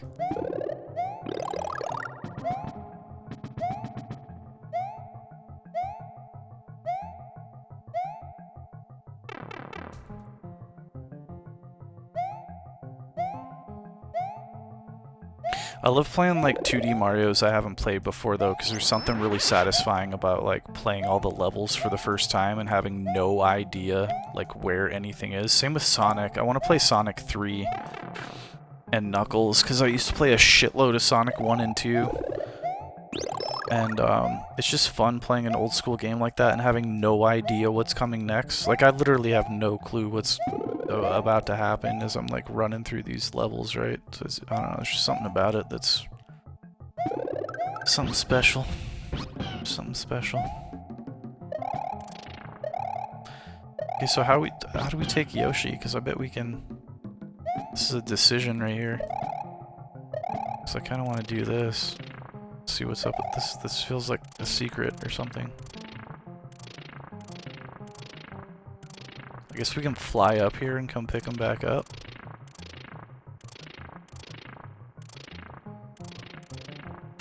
Sonic CD I've tried to play a bunch of times and like I've just quit it every time. It's not because I dislike it. I don't know what it is. I played Sonic Mania and that was wicked. Okay, let's go pick Yoshi back up. That was weird. Oh no. Yeah, Sonic CD's rad. Sonic Mania is really cool. Have you played Sonic Mania? Yeah, Mania is so good. Can't believe how good that game is.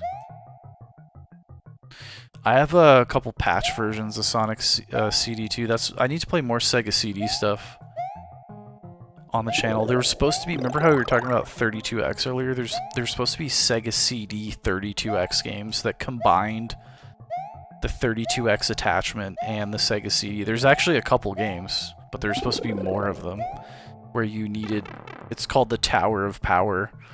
Like you plug in the Sega CD to the bottom and then the 32X to the top or whatever. Sega Tower of Power. But anyways, I love the Sega CD. I think it's super, like, the Sega CD games are cool, like the full motion video games, but like, even if you exclude all of those, and you just focus on like the 2D pixel art games for the Sega CD, it's got so many good games on it.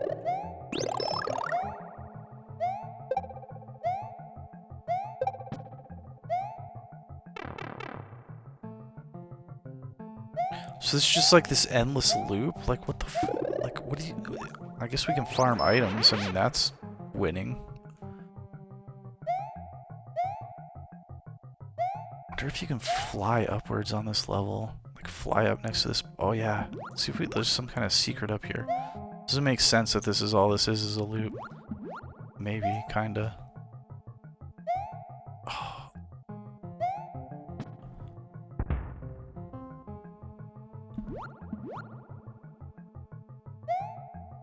Or if we like start the jump from up here. Shit.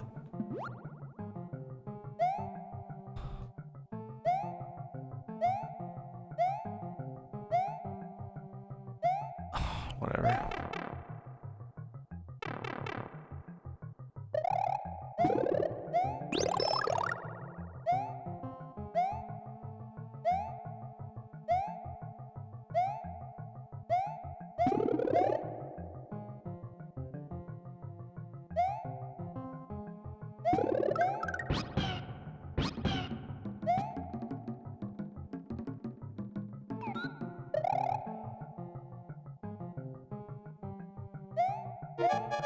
What the fuck was that, dude? That was crazy. I like kissed the lava with my feet and then popped out of it and then I feel like that was like hacking or something.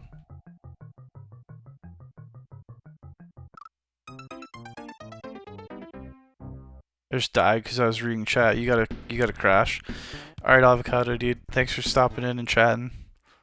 Have yourself a wonderful sleep. I'll see you next time.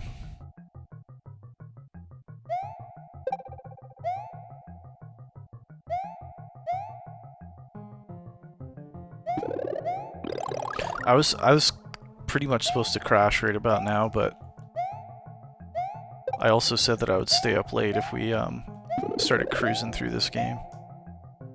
Let's get a cape. Let's get a cape. Peace. Oh, the beat 'em up game? Oh yeah. Oh yeah, that beat 'em up game. Oh god, what is that called? Alright, I'll make a note to tell you about it next time I see you.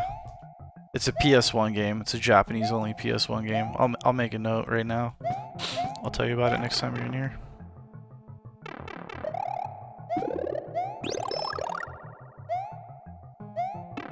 No!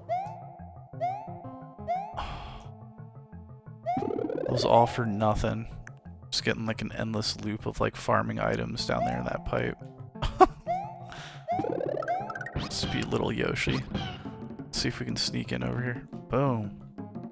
Okay, not good. Does that thing come back up even? Bro. It's just instant death.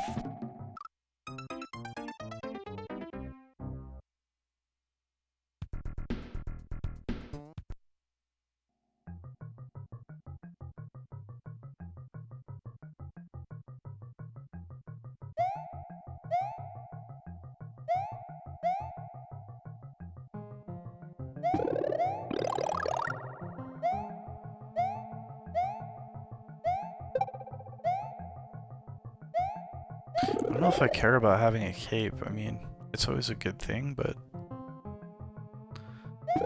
most levels are winnable without it. Although, this part right here is so annoying. But whatever, as long as you hop to it, you're good to go. Let's see. Oh, midpoint reload. Speed running. Oh, damn it.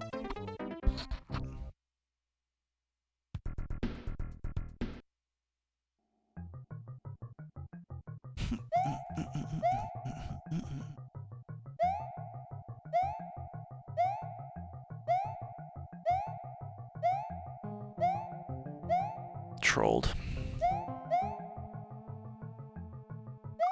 Oh no!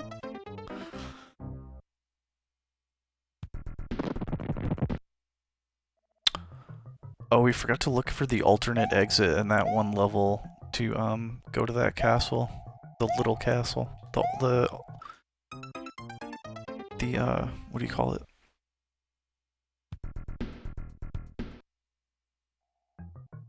Alternative castle. But let's lock into this level and beat it first so that we can unlock the main World 7 castle, and then we'll try and find the secret exit to unlock that little one right there.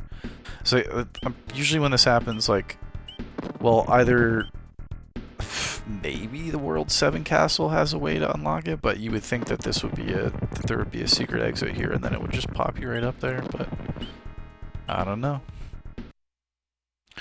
I don't know.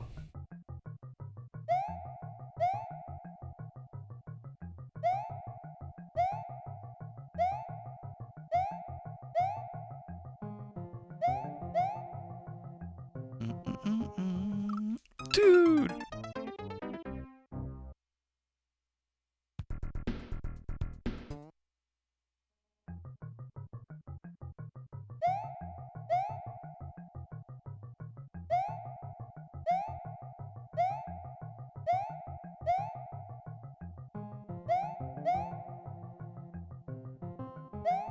I knew that was winnable. I knew it.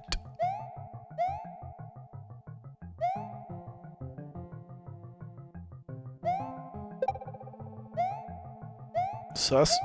Sus. Oh, so sus. Oh, what? Where do we get that? Okay, that's gotta be some kind of secret, right? Well, we gotta come back for that for sure.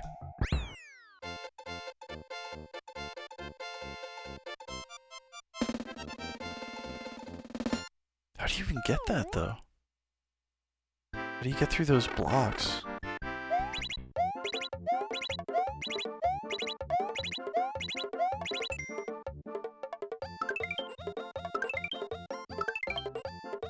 Thank you.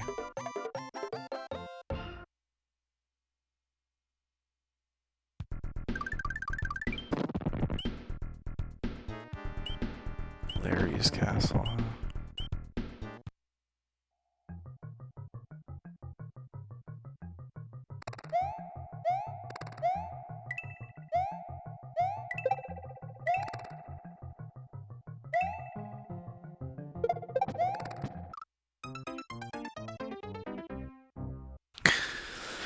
I remember we're looking for some kind of secret pipe exit or something. Something that looks like it might be an alternative way out.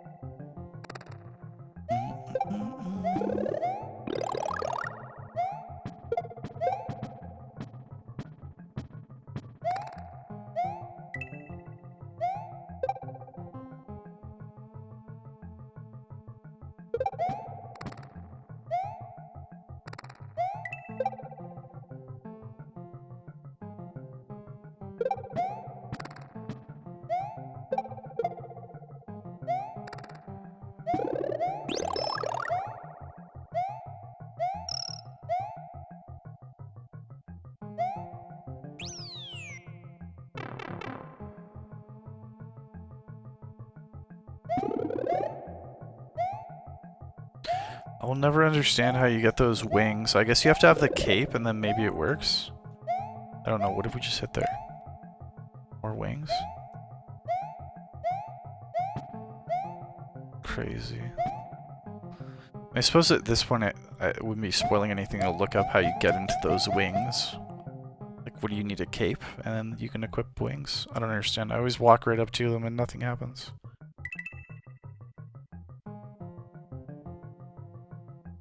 I don't remember an alternate way out of this level.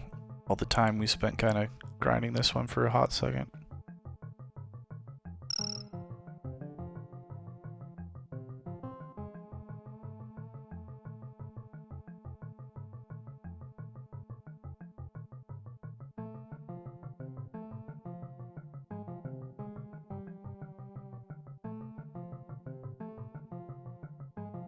This will make sure.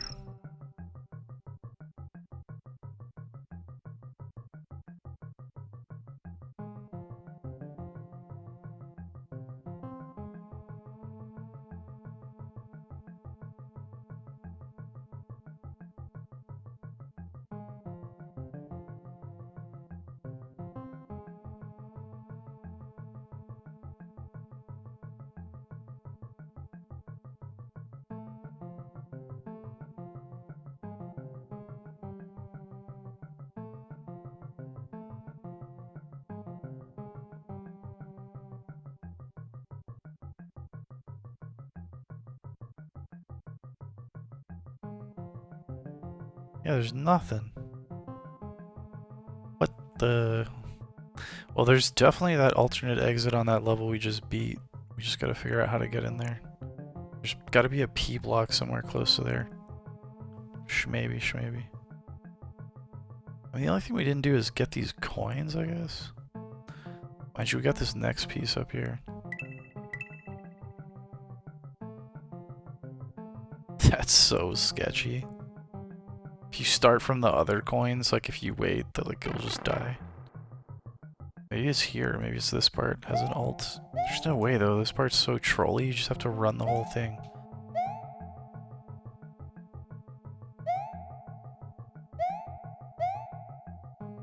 What the...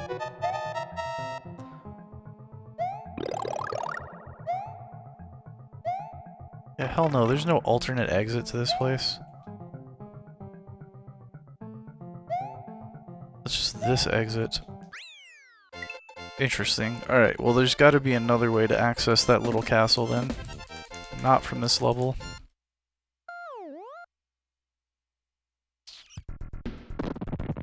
Maybe here. It like shoots up. But it... almost seems like maybe the castle itself, like maybe there's 2 exits to this bad Larry right here. Isn't this Larry's castle, ironically?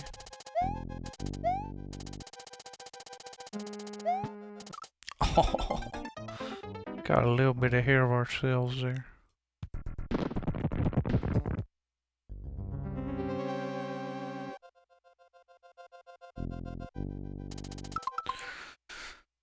Oh, 1 second, shit.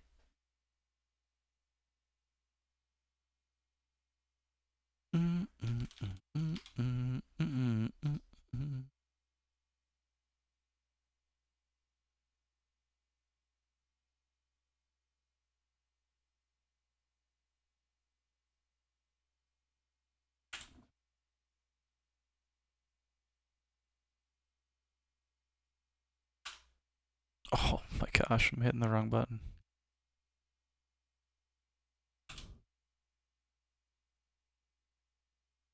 Done.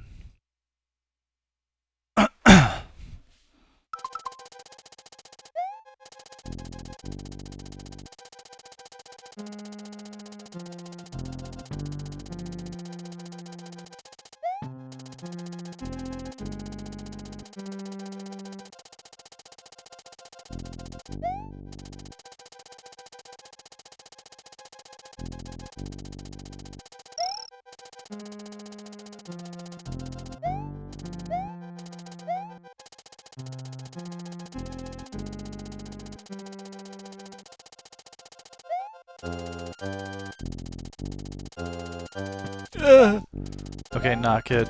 Not good. Now we gotta wait for like some kind of miracle to get back up there. Oh, nice.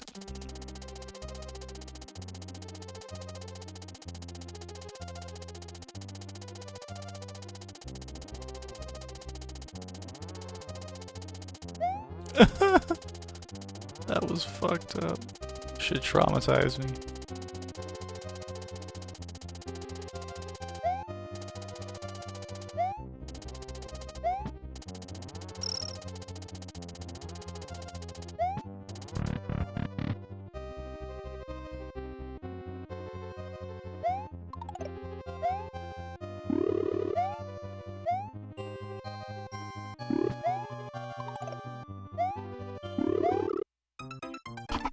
Bruh.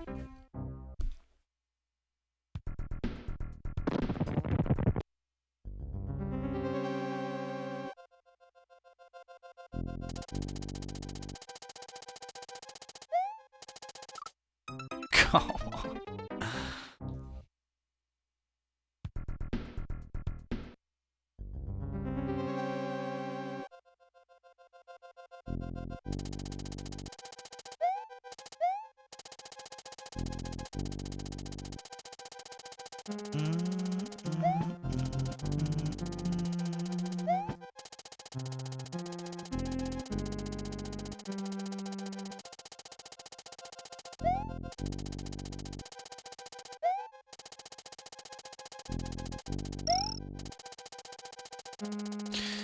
Damn, we almost missed our ride there. That would have been sad. It went straight up into the air.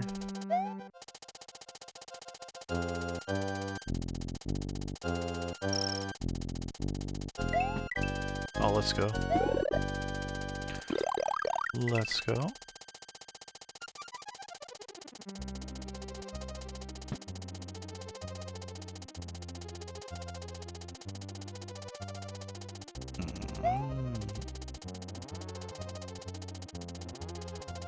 No! Why?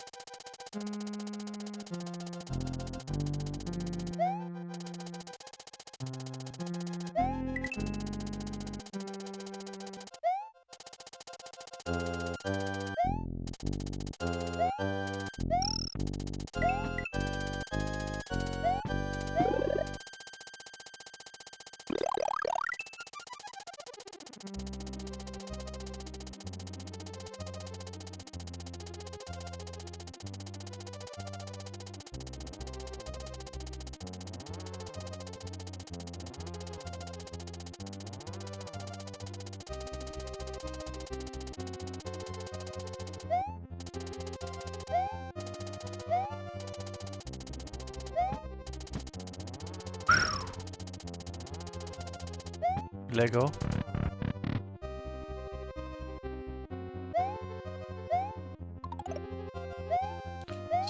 Fucking dude.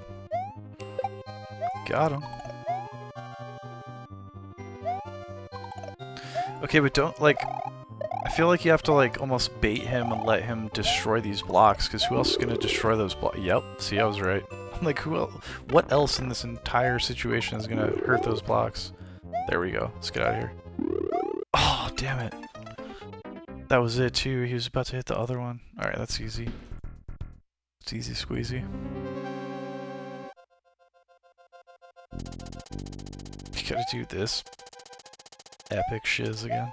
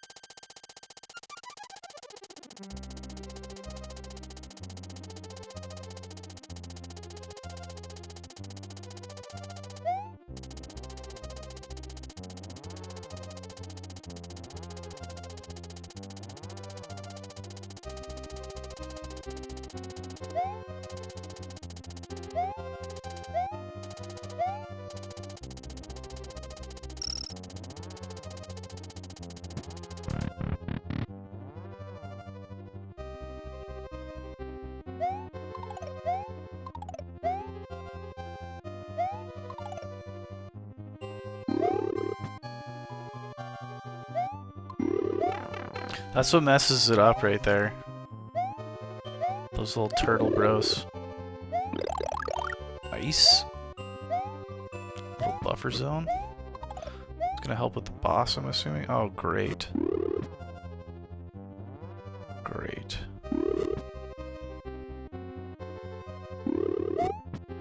Oh, that was clutch.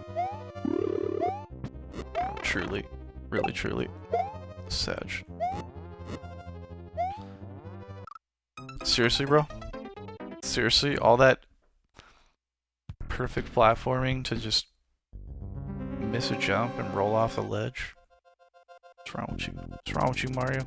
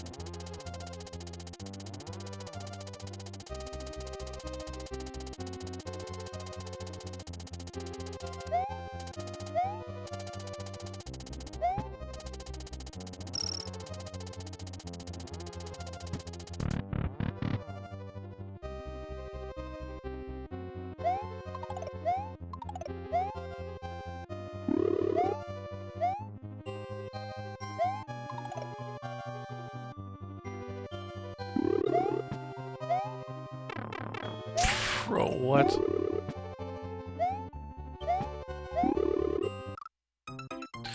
Alright, bro. I don't like this wizard guy. He really makes me feel like I'm being boxed in.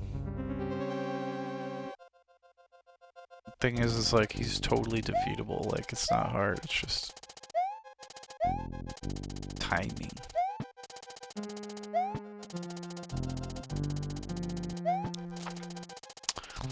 But you know, he's a little bit rude.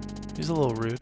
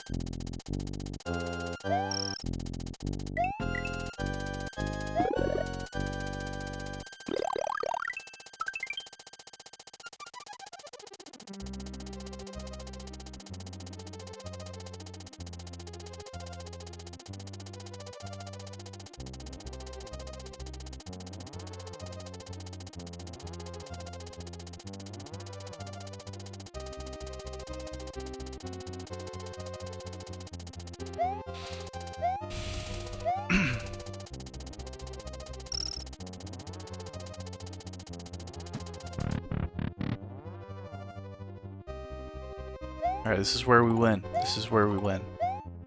Think good thoughts only. Just got sick of him. I was just like, get out of here, bro.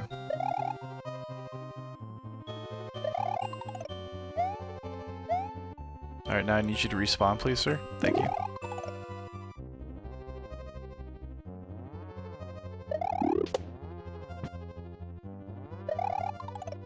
I guess that's the advantage of the spin jump, is you can cheese the wizard projectile. Magic. Bro. Oh my bro.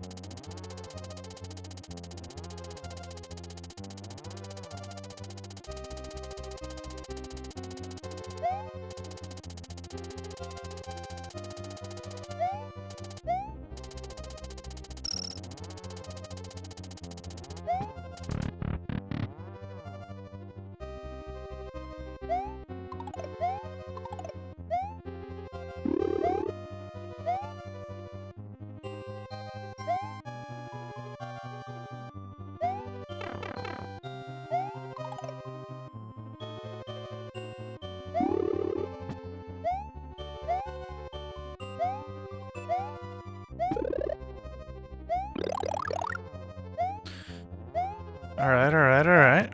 I was looking a little sketchy for a second, but saw it work pretty good.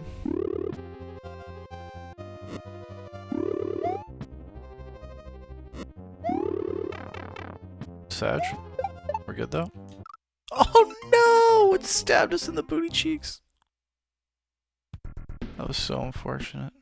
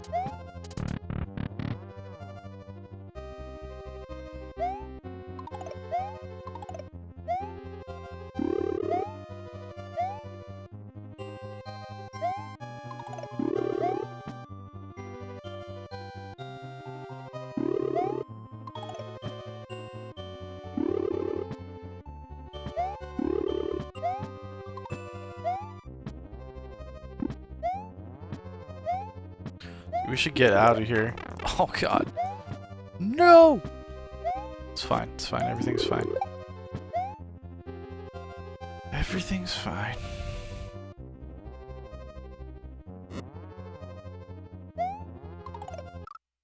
Really, bro? You're just gonna spawn on me like that?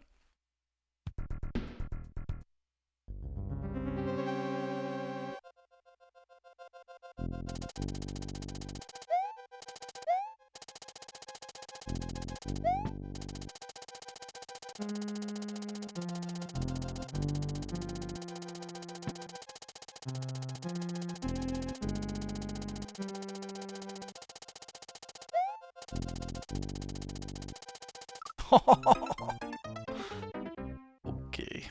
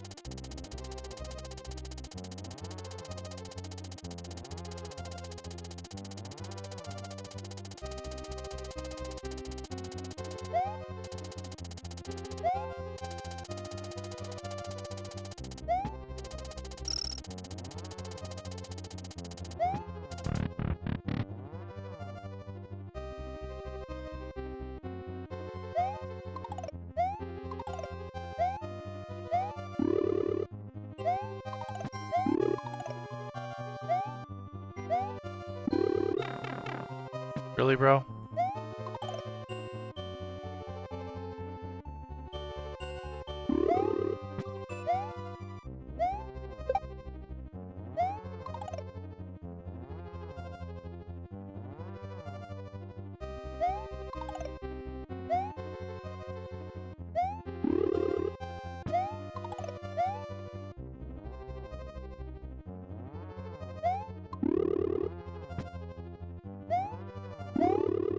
Oh! Wow, it's like it can go so smoothly or so not smoothly. It's actually kind of interesting. Like, we've already made it past the second barrier twice, I think. And it wasn't like it was like crazy hard or anything. It's just he can literally spawn anywhere and kind of aim anywhere too. It's a little bit of a fart face.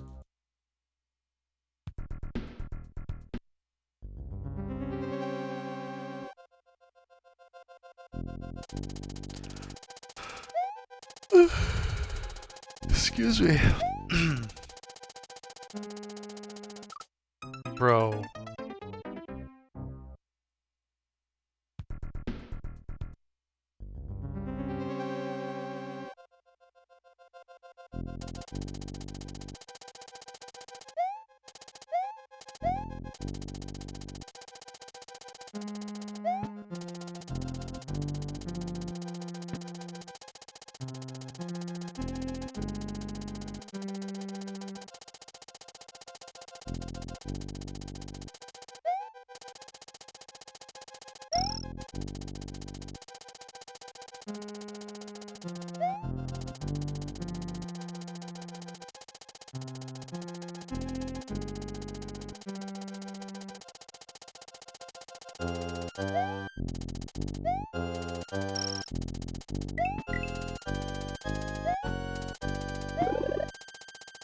Sag.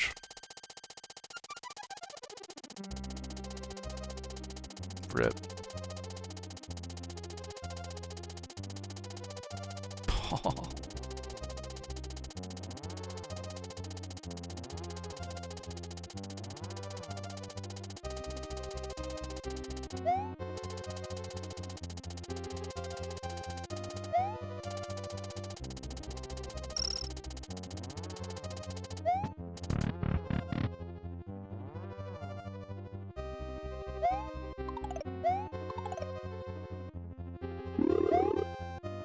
That dude's evil, bro. Oh, all I had to do was duck.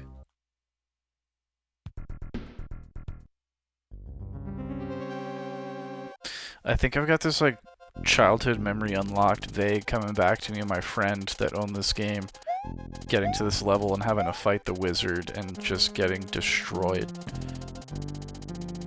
And me being intrigued.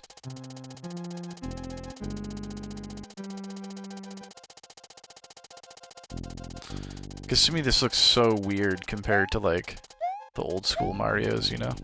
Mario 1, 2, and 3 and all that. I was... Because I had a hand-me-down NES for...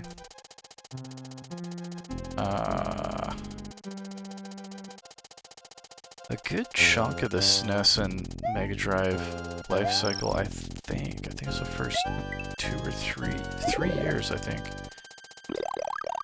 I think I got a Mega Drive when the SNES had been out for... I think I got a Mega Drive in like 90... Or no, let's see. Let's add that up. Yeah, I think it would have been 92. Would have been 92 I got the Mega Drive Genesis, and then at the very end of that generation, which would have been, what, 93, 94, I traded said Mega Drive Genesis in for a SNES, and ended up with four different SNES games before I got rid of that SNES.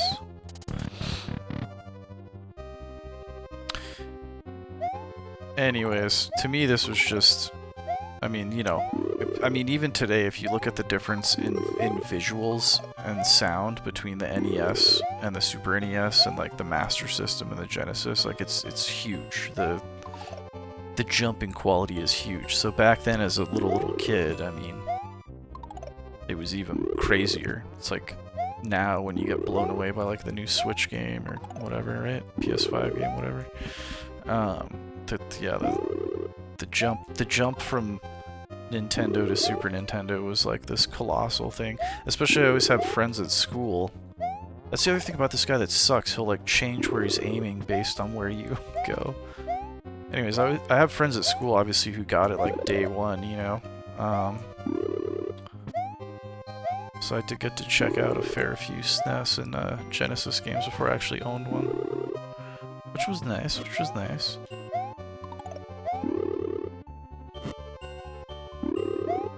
Pog, keep going, I like your style.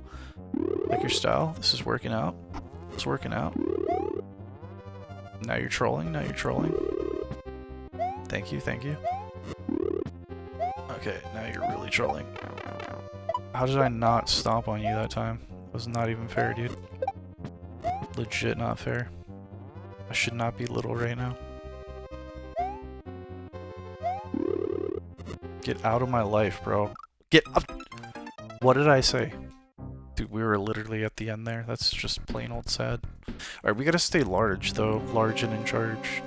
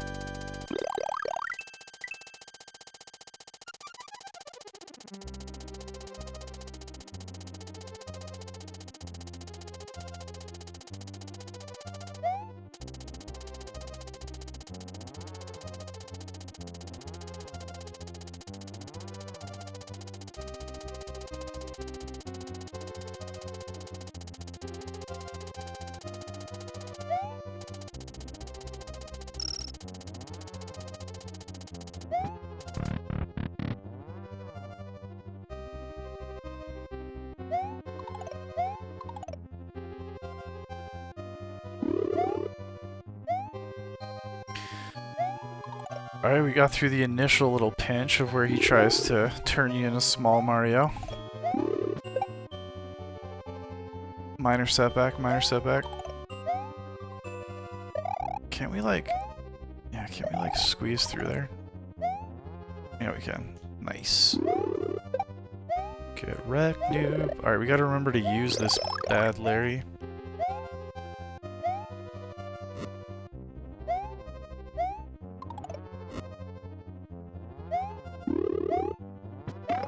That was scary.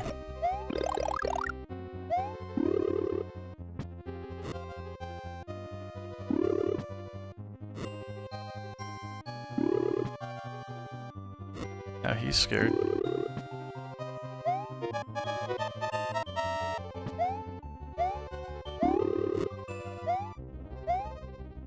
We must be towards the end. We have to be. Alright, let's just speedrun this. Small Mario, let's go. Oh! Dude, why? Dude, it's like the littlest, trivialest things keep messing us up as soon as we get through these little wizard's double gates. I guess you can't expect the World 7 castle to be easy, right? I mean, like we're kind of like, I'm having fun. Like, this is fun. This isn't annoying, difficult, or anything. This is, like, actually fun challenge. Like, just fun. It's just fun. It's just straight up fun. Especially since we don't have to worry about lives. We got the,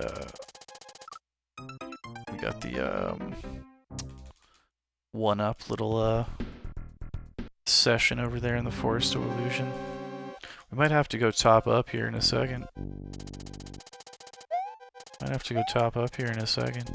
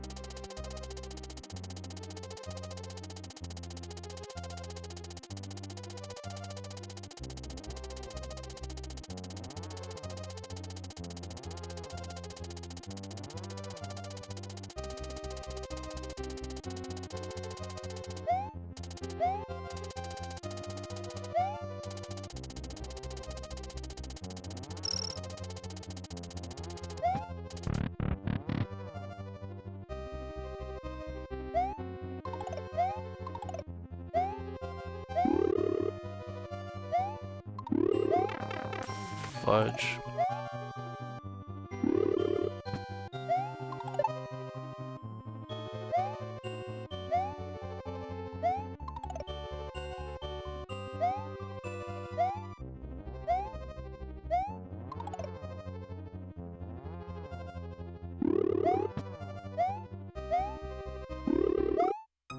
Dude, now I'm starting to get a little bit mad. Now I'm not having fun in Larry's Bad Larry Castle.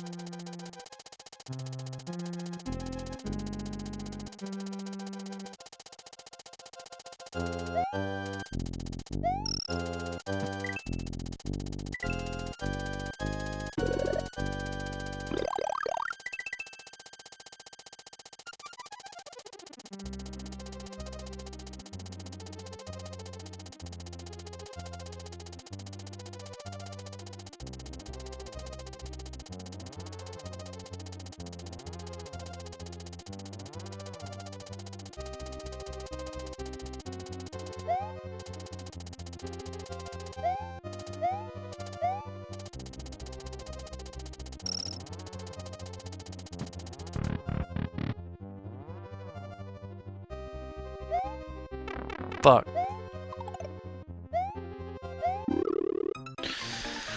Alright, bro. This is like one of those things where it would almost be smart to just like go back to a previous stage, farm up a cape or a flower, and just send it, you know? Caped up or flowered up. That would be way better. Way better. It's whatever. We can do it. It's totally winnable as Mushroom Mario, but...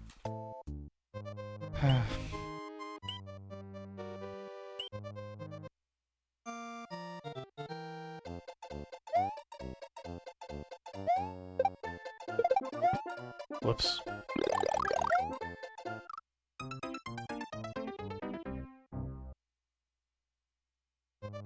This is our life farm right here. It's so good. As long as you make sure to take a death, and you don't cross the finish line, you'll like always start right here at the midpoint reload and be able to just get the star right away and farm lives. It's great. It's fantastic.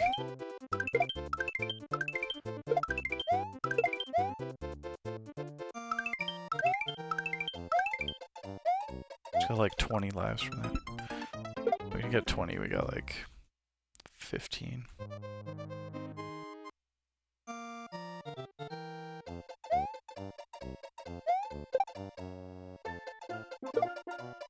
Oh, we're supposed to keep that shell because it gives you your 1-up faster. Whoops, I'm getting tired. Actually. This was not supposed to be long stream. It's okay though. I can stay up late. I have to be somewhere tomorrow, but not till the afternoon. Which is nice, Oh.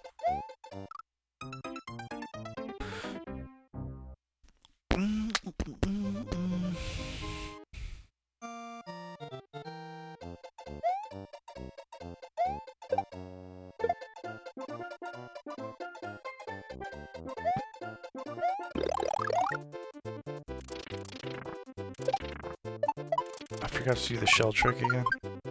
It's fine. It just gives you an extra life.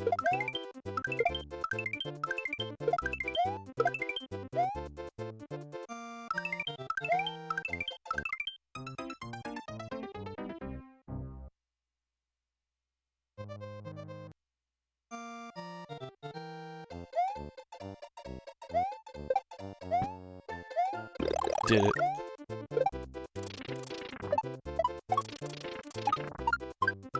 There we go.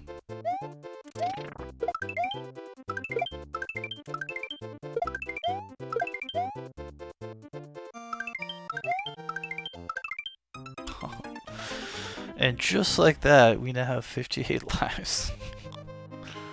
From like, what are we at, 7 or something?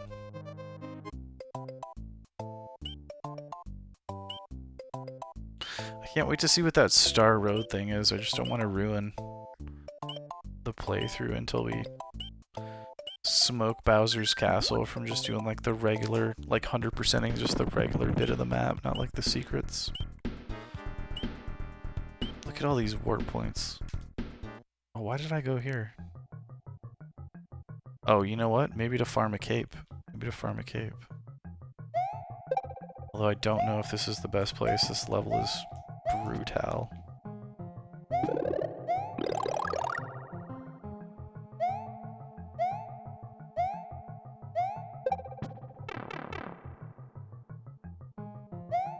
I guess it is kind of a good place. You get a cape right here. We just gotta make it out of here with it, which isn't hard, but it's also not easy. See? See? Now we gotta come back. We gotta come back again. Alright, it's fine. It's fine. Everything's fine.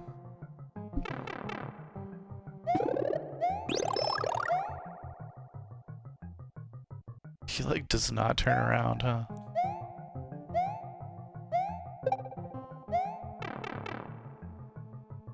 Alright, here we go. Cape time, cape time. We keep it, too.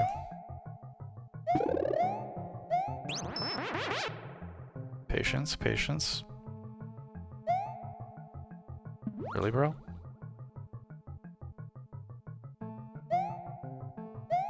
Ooh, you know the... Okay, so we gotta do Blackthorn on the 32X soon, and we gotta do Ninja Gaiden on the NES. So I was running Ninja Gaiden on the NES, which I used to play 1 and 2 as a kid. So I was running it here in stream, like, I don't know, 6 months ago or something. And, just after like a couple nights of playing it, not only was it super fun, the first one, I didn't get into the second one yet, but we were getting really close to the end of the game, but not beating the game.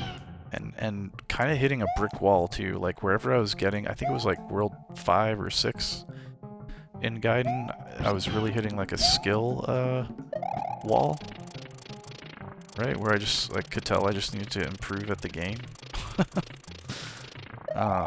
So yeah, we need to go back to that OG Gaiden. I also beat Gaiden on Xbox back in the day, which is a really hard game, but I've never beaten Ninja Gaiden Black, which I now own. I don't own the original Ninja Gaiden for OG Xbox, but I own Black. And I've never played Ninja Gaiden 2 either, although I've tried it. And not only is it graphically one of the prettiest games I've ever seen, Pog, we get another cape, but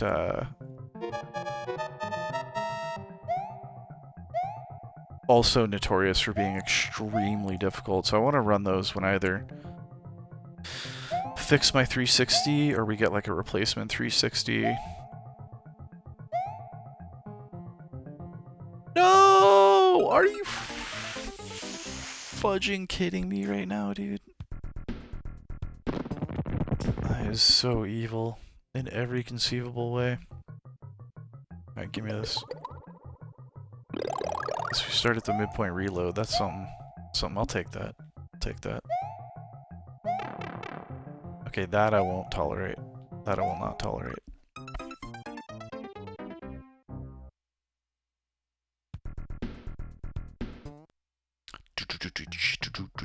Don't.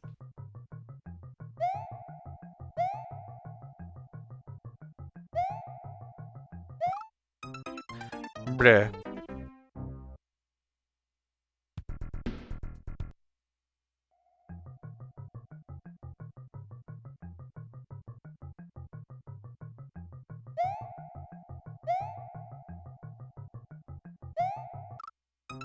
Oh, I can't stomp on him, huh? I think I already knew that, but for some reason I want to test it. I bet you Yoshi can munch those. Yoshi can munch anything. What is this? Why is this dude trolling so hard? That was such a massive troll. Oh, now we can't get it? Troll. Dude, There's no point in even beating this stage.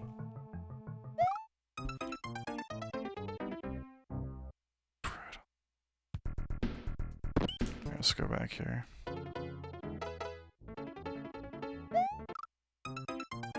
This stage is actually not chill either.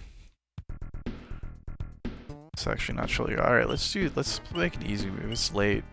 I'm ready for an easy boost. Let's make this easy.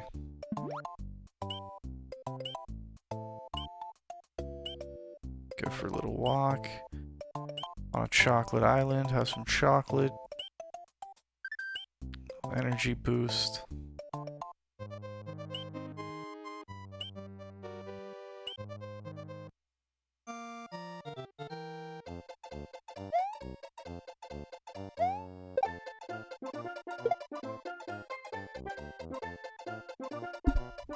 I think I want the, I kind of want the flower, but I think I'll take the cape.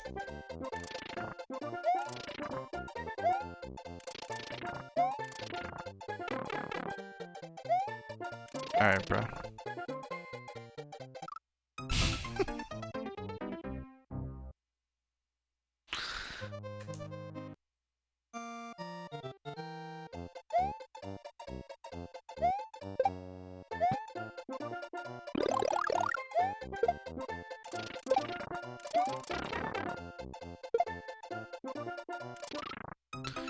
Whoa, what is that little secret right there?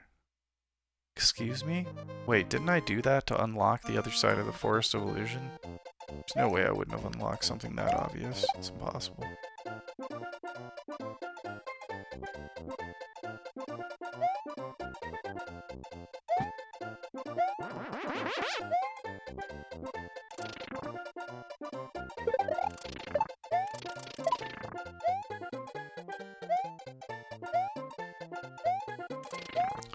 Being super careful here. Alright, I want to keep this cape intact. I don't get too excited and start flying around or any of that nonsense. Whoa, whoa, whoa, whoa. Oh, look, he looks cool with the cape. Bro. Fully got sidetracked. Fat L.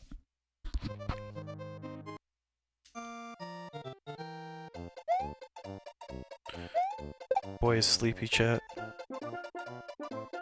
That's alright. That's alright. Still got it. Still got the juice.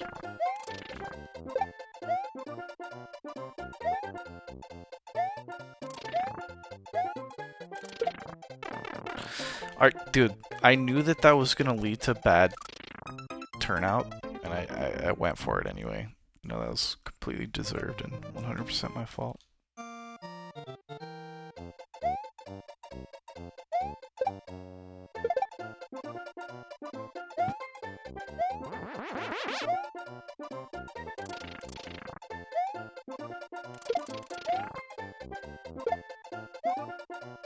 W.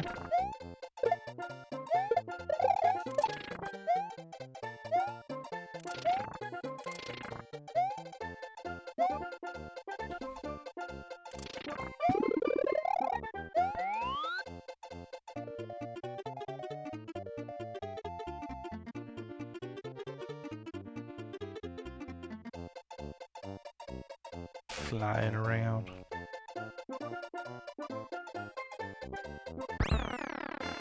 Oh yeah, now we got one in the chamber too. Let's go. Alright.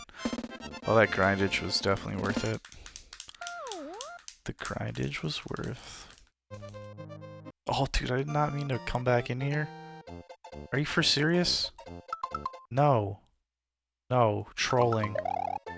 Trolling. Oh, and I wasted it. We'll get another one anyways.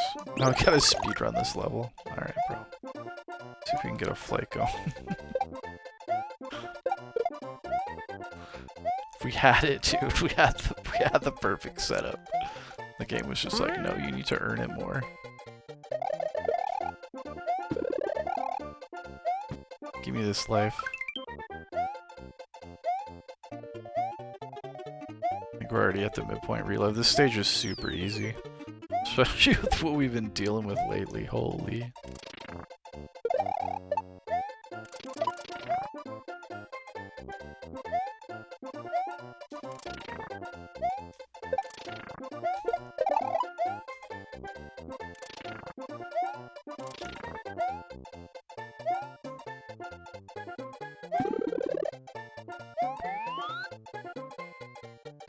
Bum, bum, and we're done.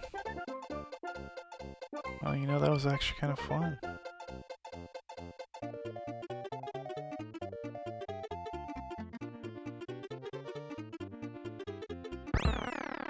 Pog. Even 50, I'll take it. You know, if we were using save states, this would be a time to save state, but when I play all these old school games that like not save stating. But dude, like those Super Star Wars games we were talking about earlier, like I feel like I do want to play those again, but just like dedicated save stating to make it. The thing was, though, is like there were people that were so good at 2D platformers back when those came out in Super Nintendo games that those games that were hard like that and the NES hard games, they would live in a place where players that could speedrun games like this and just like demolish like Zelda and Mario and stuff like that. You know, they had those other games that were difficult to like keep them stoked. Or, you know, humble their skills.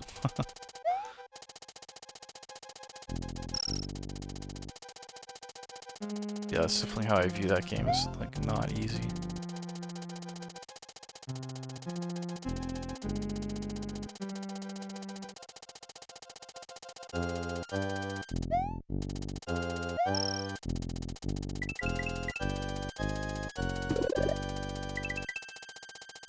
Get away from me! Get away from me! Don't take my feather! You evil mushroom! That was... It hurt me and it didn't care. Oh no! See, the trick was getting to the wizard with the items as well. At least we're huge and we can get a Dubla top-up at wizard. We're still winning. This was still worth, as long as we don't get hit again. If we take another... But, dude, to be fair, playing as large Mario in this level is not as cool as small Mario, for obvious reasons. Alright, we're good. We can take the, as long as he doesn't mess us up right there.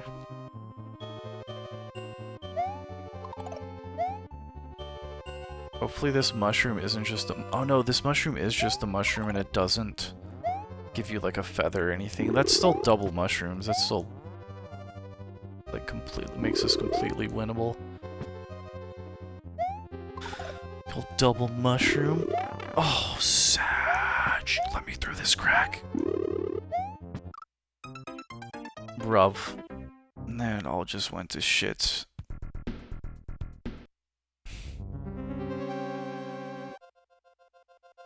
I'm back on the hustle.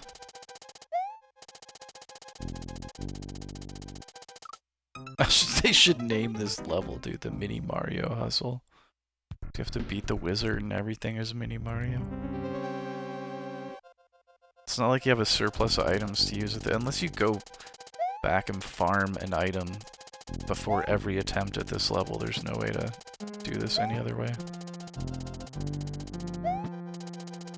The wizard, he's like, you know, he's like the gatekeeper. Like, we're about to be at Bowser's Castle, so the wizard is like, he's like the boss before the boss. He's like Death in Castlevania Symphony of the Night, you know? He's just there to patrol your shit. And have crazy magic projectiles.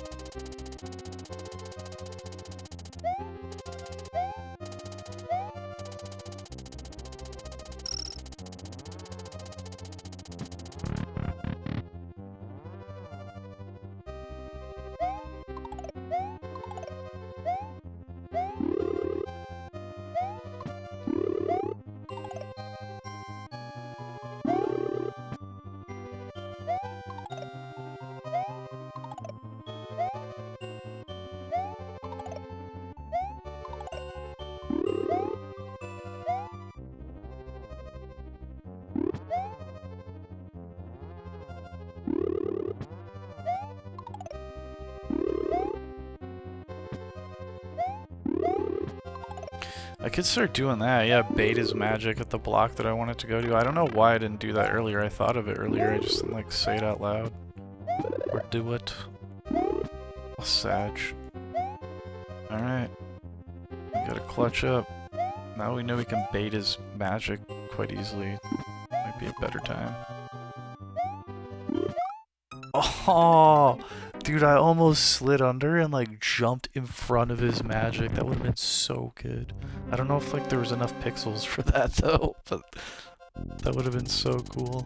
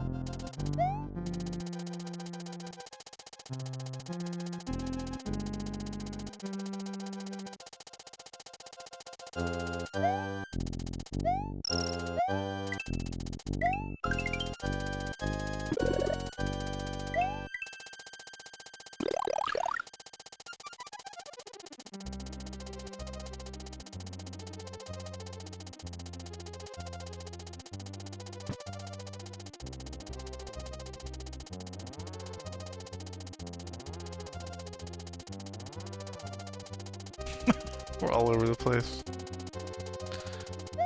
Bleep, blorp, bleep, blorp, bleep.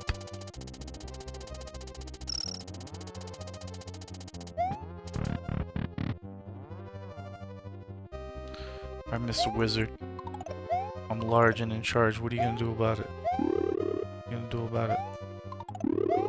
Do shit.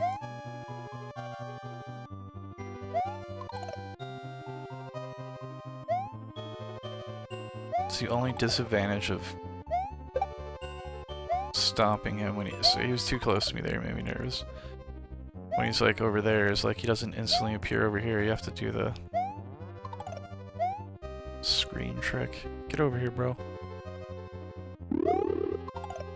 Alright, now put one right there. I meant the other there. There. There. Shit. Right there. Nice. Oh no! Dude, I could have the double mushy. Oh, he scared me. Had to let the mushy go. Oh no, that scared me too. I thought that was coming straight for me. Alright, we got this. We got this. We're starting to like become one with his patterns and stuff. Plus we know we can guide his magic now, which is nice. Which is nice.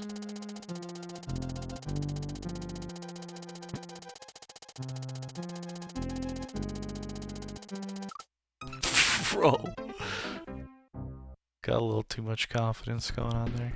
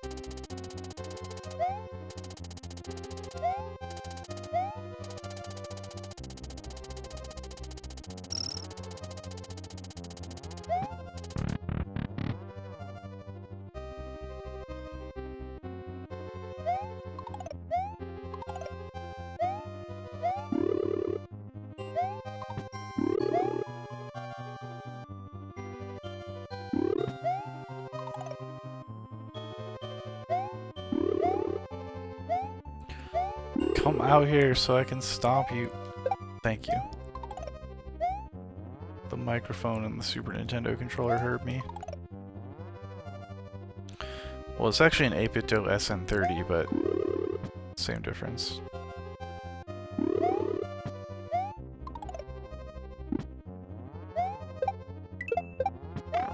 No! Seems like we always get small Mario'd right there. Dude. I just looked at it all sad when I knew I missed it. That was probably actually worth taking a death for, I'm not gonna lie. Especially we got his patterns on lockdown now. I feel like any attempt now we're gonna get this.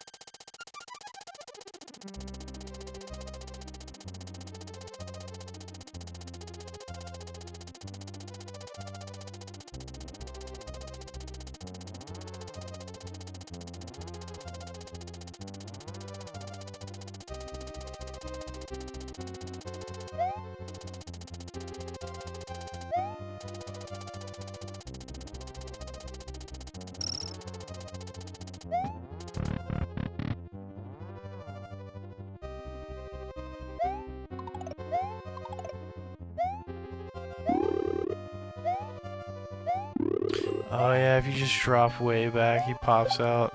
That works, that works. That's an easy fix. If we die again, we have to come back again. Where you at? Where you at, wizard? Get up in here. There you go.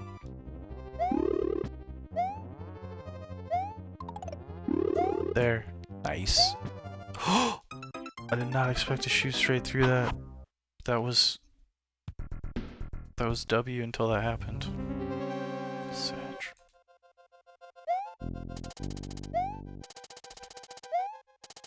Well, I'm gonna feel like we got an achievement pop up when we beat this castle here, Bad Larry's castle.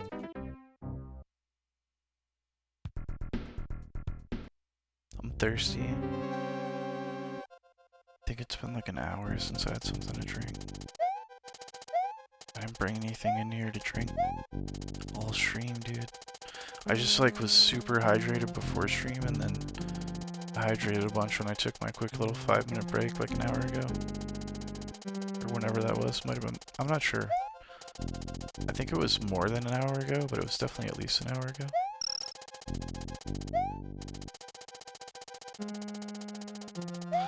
I don't watch my stream clock typically. And I'm not the best at keeping track of time while I'm playing video games, I'll be honest. I definitely zone out. I think that's a good thing. I mean, at least, you know, it makes it enjoyable.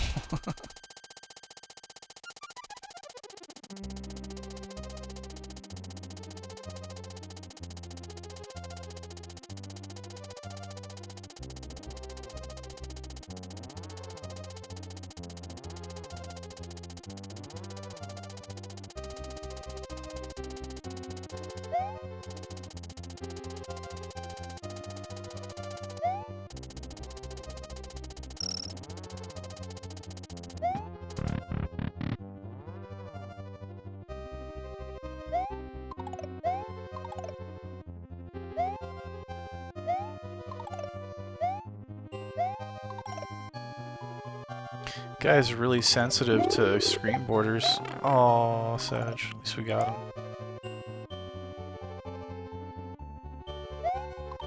It's alright, we got a mushroom waiting for us right there. Okay, that's not chill. I hate those little things. Damn it. I was about to say, we can't let that get loose.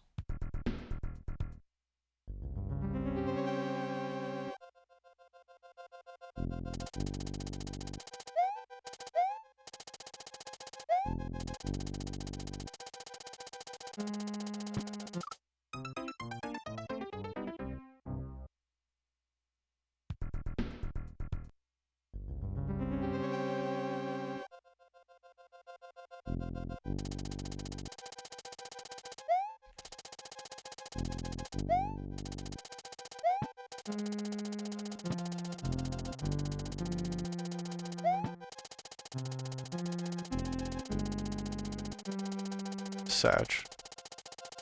Still got it, we still got it. Oh my god!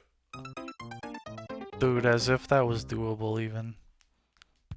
We actually almost had that. Crazy. I feel like Donkey Kong Country was inspired by this type of shit. Here. Oh gosh. That game is more difficult than I remember it being when I played it as a kid. I think like I was just in the mode of playing like old school NES and Genesis Mega Drive games, so playing, you know, Super Metroid and Donkey Kong Country on the SNES. I loved it. It wasn't like, I didn't feel like it was like this crazy unattainable challenge. Whereas like I tried to replay Super Metroid for the first time since I was a kid, like a couple months ago, or probably 6 months ago now, and I got like 50% of the way through the game, no problem, and then I got stuck big time, and I was like, whoa, dude, this is gonna be like a huge time investment. Because I just did not feel like... I still actually, because I only been like playing retro games for maybe 6 or 7 years again now. So I still don't feel like I'm like at the level in some ways I was when I was a kid. With certain games, like obviously I'm better at video games overall because I'm an adult, but I've been gaming for decades. But yeah, I still, with like super old school precision platformers like this, are all the games I haven't played, like Earthworm Jim I never beat as a kid, but I had it. That one I tried to replay, that was super difficult. Battletoads, I think I used to be able to beat the NES version as a kid, but when I replayed that, I was like, wow, I can see why people say this is one of the hardest games ever.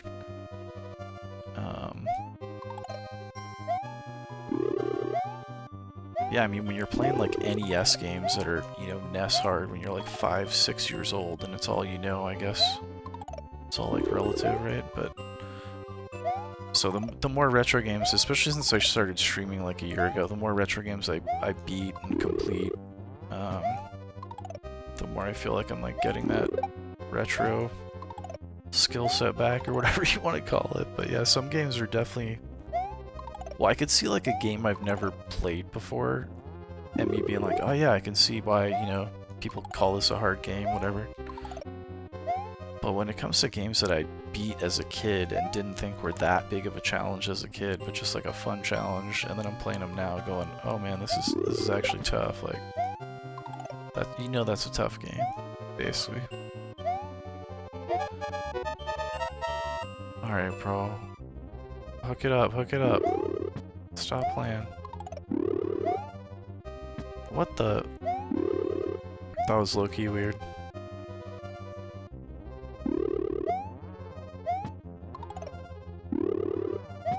Nice. Now we can just walk through if he doesn't swarm us. Swarmed.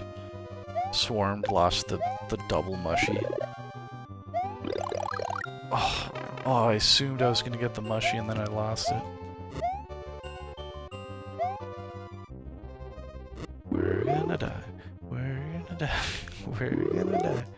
We're gonna die. This is fucking weak. Alright, come on. Oh, Sag. Maybe if I would have dropped back before the lava and tried to get him to... I don't know. That was a tricky one.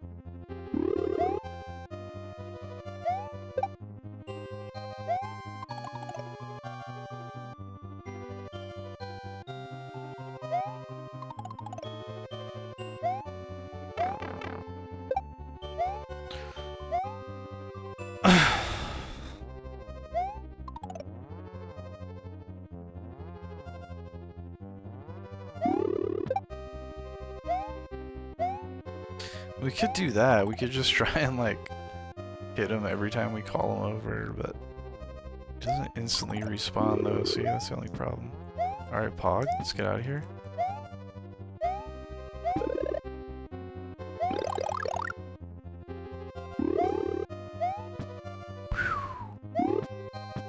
What the? Bro, he's trolling. Alright, we made it, we made it. What was that, dude? Did my controller just freak out? I did not do that, chat. I swear. That was like the ghost in the machine, bro. Hold up, hold up. Is everything working? That was crazy, bro. Ghost in the machine, bro.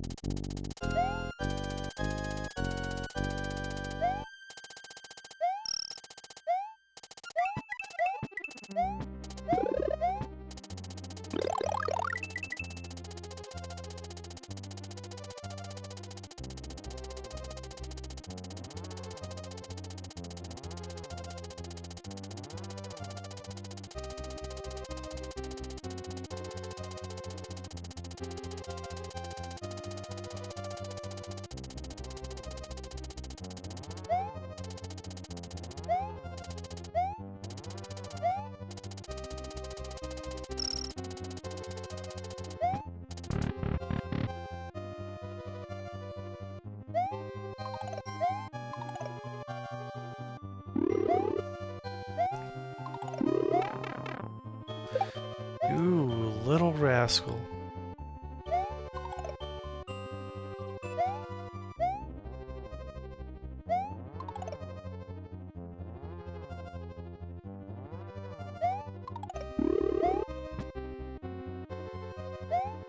I guess that's the advantage of like being little before that point in the game. You can just... I mean, that is kind of a W. It's not a W right here though. No. Oh man, I shouldn't have did that. But I kind of had to do that.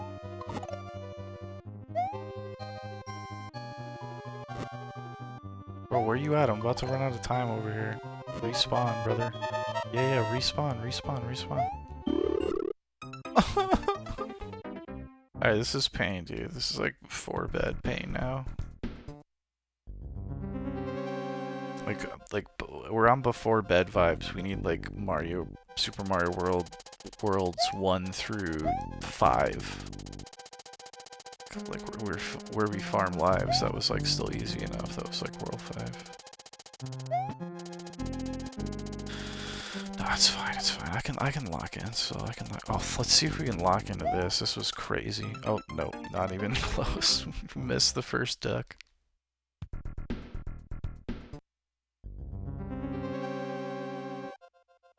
My eyes do feel tired is the only problem. I think my vision is like delayed a little bit. Not like crazy amount, but like I've definitely got tired. Tunnel vision right now.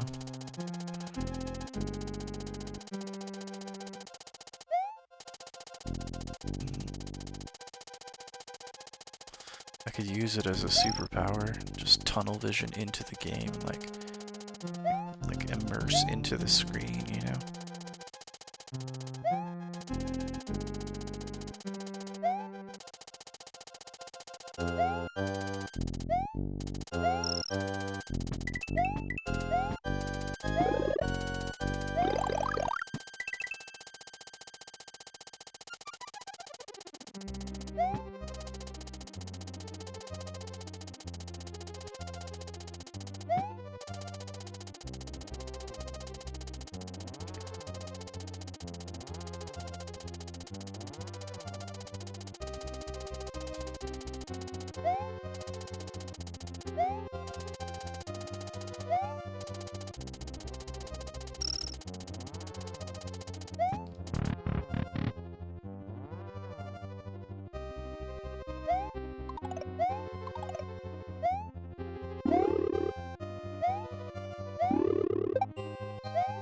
Nicely done. Put full effort into that stall to the jump, and it definitely paid off. That was. We need to repeat that each and every time if we die again. Get your buns over here, brother. Good job, good job, good job. Appreciate you. Oh, why you gotta do that? It's all good. I forgive you. Let's get out of here.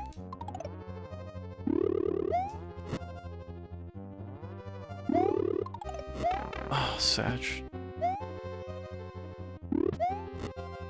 Get in there, get in there. Get.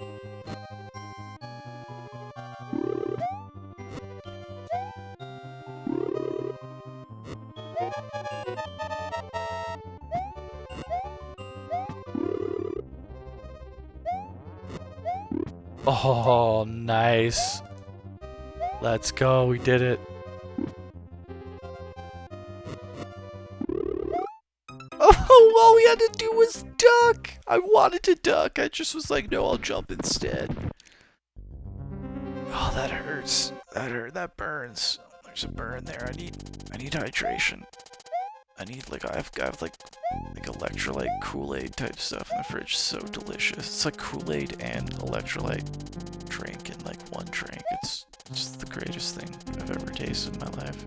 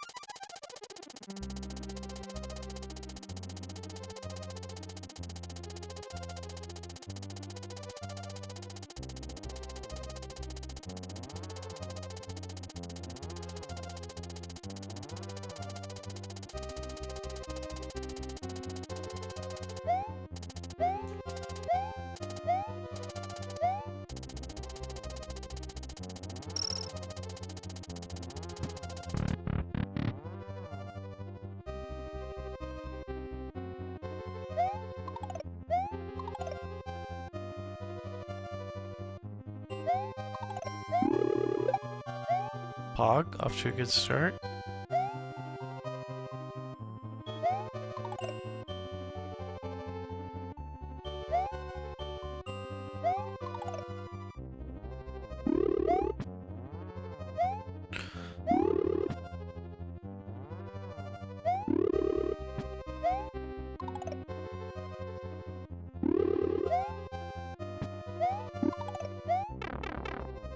Why would we jump up at the exact spot where he was, like, throwing down? That was the weirdest thing I've ever seen in my life. Nice, now we got rid of him for this little transition. Pog! Come back, come back, come back.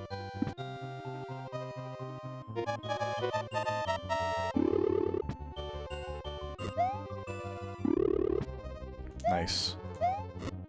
Not nice, not nice.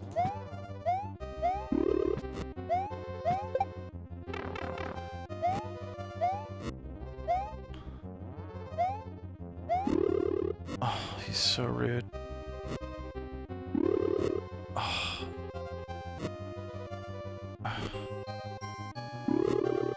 Oh, nice!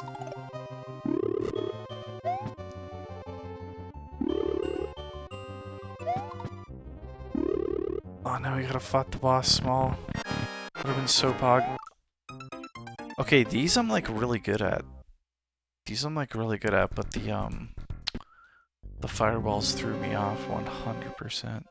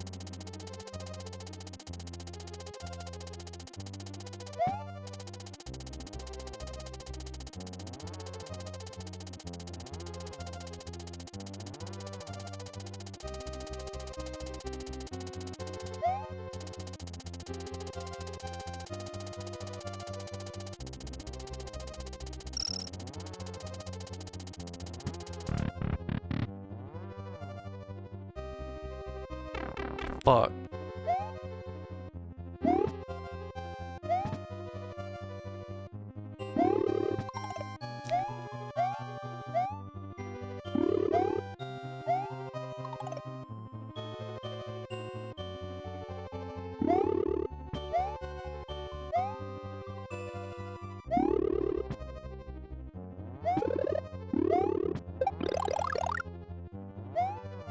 W. You have to pull back there super hard though after we got the mushrooms so we didn't fall into the lava. That was kind of scary.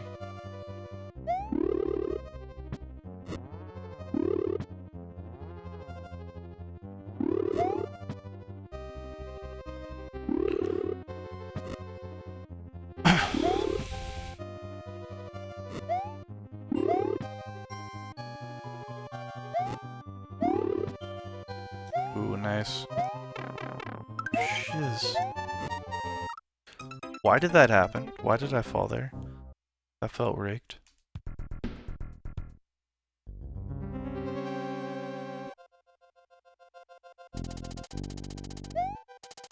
This level's in my head now, man. I gotta beat it. We're so immersed in the patterns. Can like freestyle some of these patterns now. I feel like this place is home now.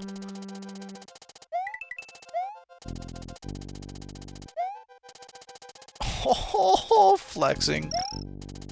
Damn, we flexed too when it moved. That was trippy actually. Actually tripped me out.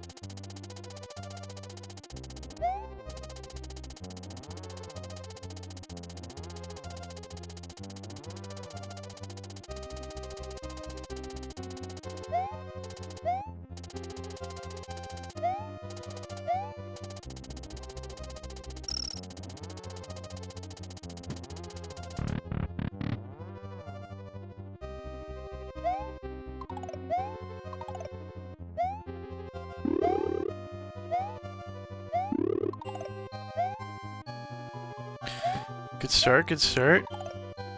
Let's get him spawned back in. Get back here, buddy. Where are you going?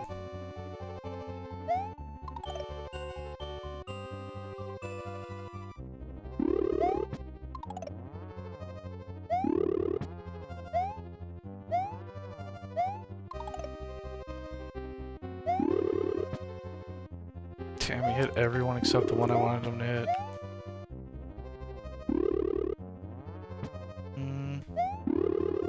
Pog. Alright, let's see if there's just a double yeah, it's just a double mush. Alright, that's still good. Still means we have an extra mushroom. We need to slow it down, take our time, then we can't let this guy scare us. Practice, I say that. Come on, dude. I forgot there was this other gate, actually. I'm that tired. Oh, man, man. Nice, nice. Get the mushy. Perfect. That was a perfect sacrifice of the mushy. In my opinion. My humble opinion.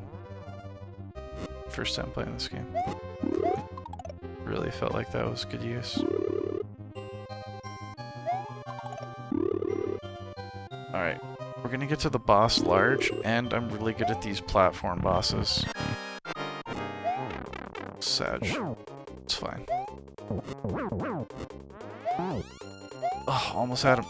Get out of here. Oh no! Thought I was gonna reverse stomp the other side so we fly it off the edge. Alright, we'll get that next time. I didn't realize it wasn't a triple tap situation, it was a knock 'em off. The platform situation that makes it slightly more challenging. Gotta do combo stomps on him.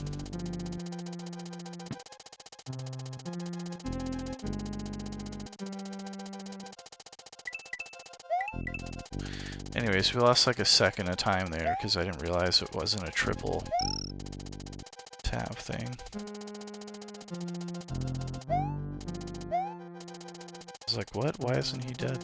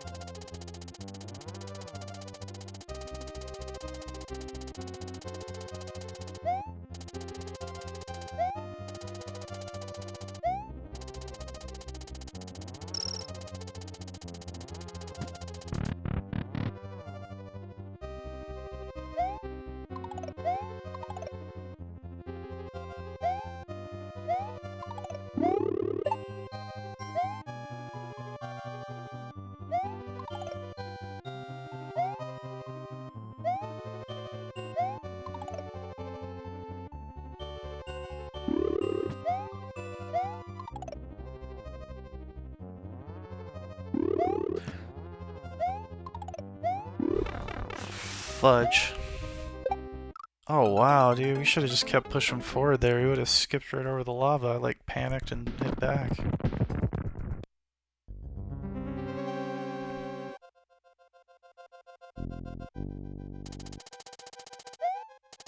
This level is just gonna be like the last 50% of the stream. It's just this level. This has got the best music ever in any Mario game ever playing.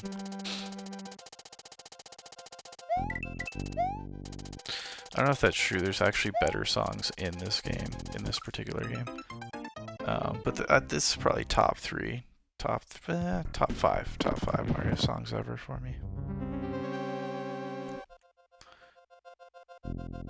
I can think of 2 other songs in this, just in this Mario that we've heard that I'm like, dude, this is like the cave music is insane. It's so good.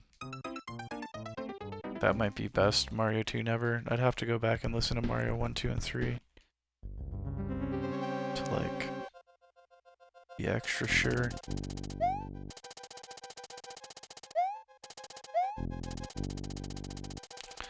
About my selections.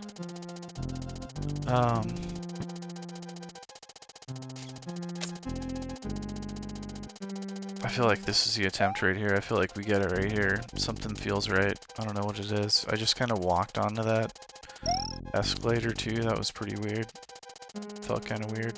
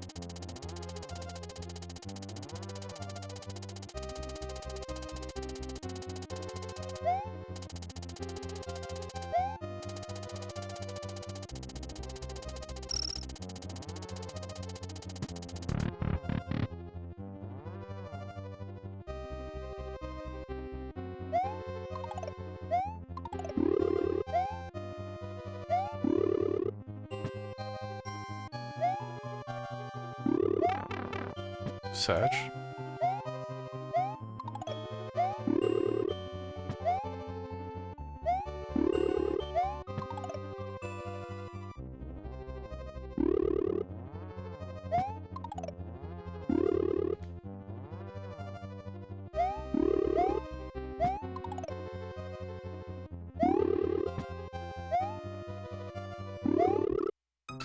Bro, I knew he was gonna throw it at an angle there, and I still tried to jump low, but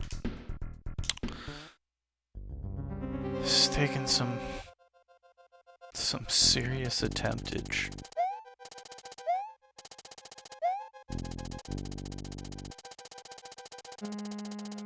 Oh, come on, dude.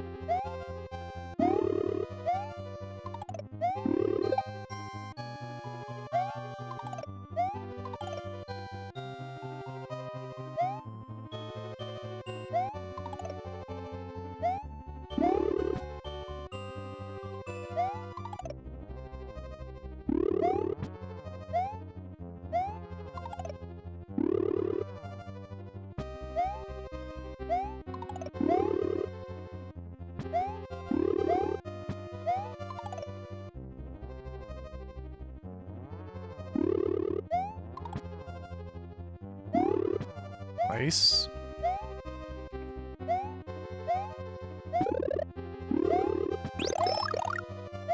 Oh, that was so clutch. No, dude, what a waste of an awesome maneuver to get that thing. Whatever. As long as we win, I don't care.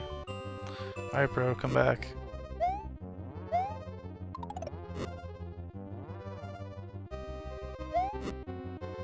Sheesh. Nice. Oh, perfect. Alright, stay calm. We got 6. I love how the game starts to rush you and you have 100 whole seconds left, which is like a lot of time in a Mario game, to be fair. Oh, I got panicked because I was under the fireball. It's whatever. Oh gosh.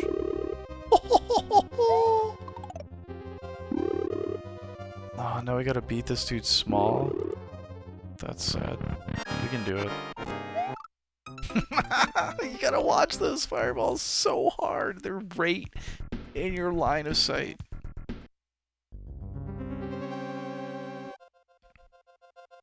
Gosh, this castle is no joke. I feel like I know it in and out.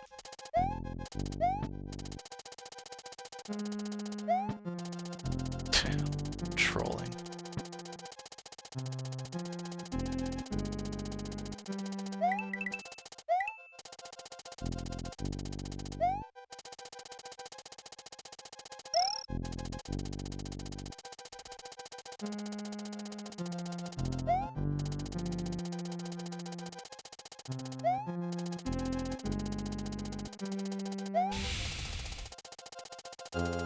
Getting hungry. Oh shit.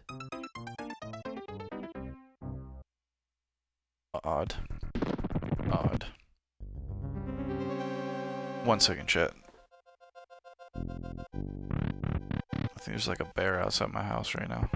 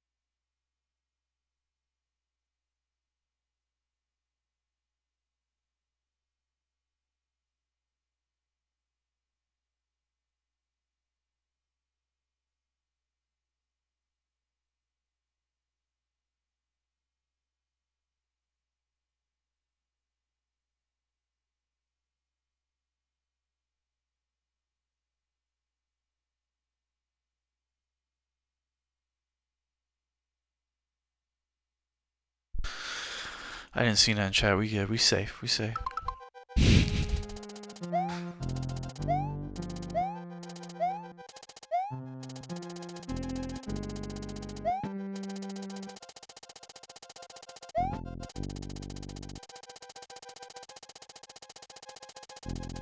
Damn.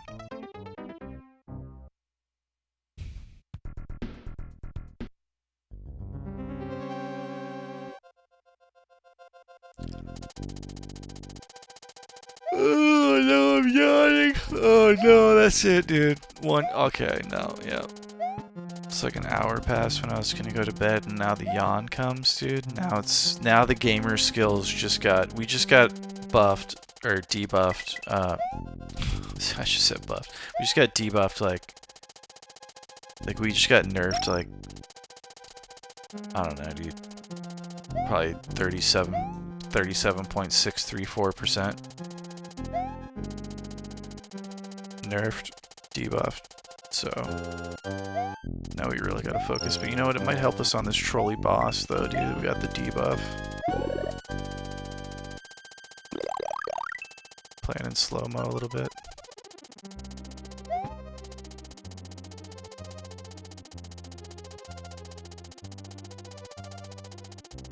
Look, dude, you can see, dude, my playstyle is different, dude. So I'm like in before bed mode.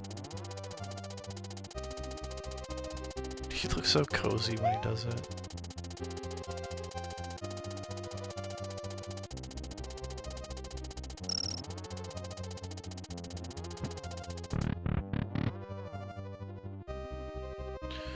Alright, bro.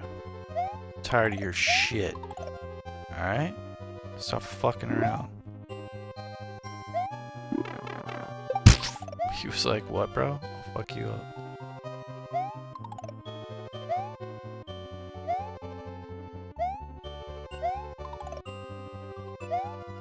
go.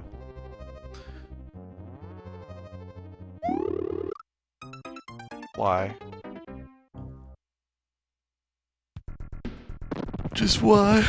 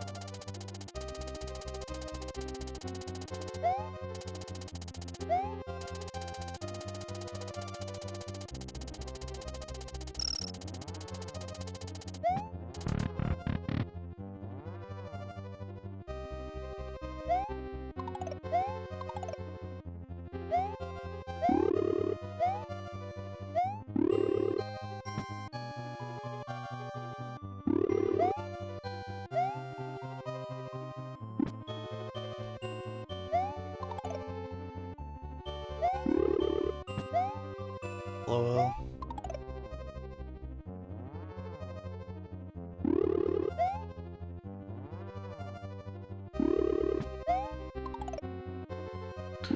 There was a mosquito in my room, dude. Ow! Bro, how did I save the walk off there, dude? That was intense. Sag. Love how it splashes though. That's beautiful animation. Beautiful sad animation. Alright, bro. Let's make this happen. Come on. Nice, nice. Oh, why, dude? Look at his face, too. He's just like laughing at me.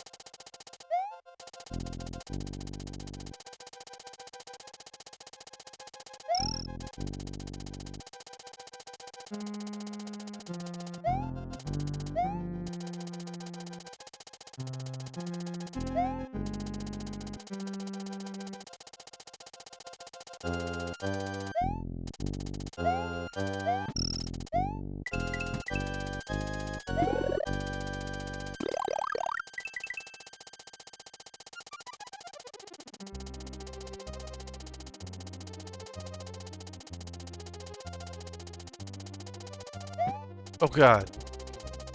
That was like some Matrix shit. Felt like I was in Bionic Commando for a second there. That's a hard game. I used to be okay at that game when I was a kid. My cousin had it. I never had it. I tried playing that recently and I was like blown away at how difficult it was.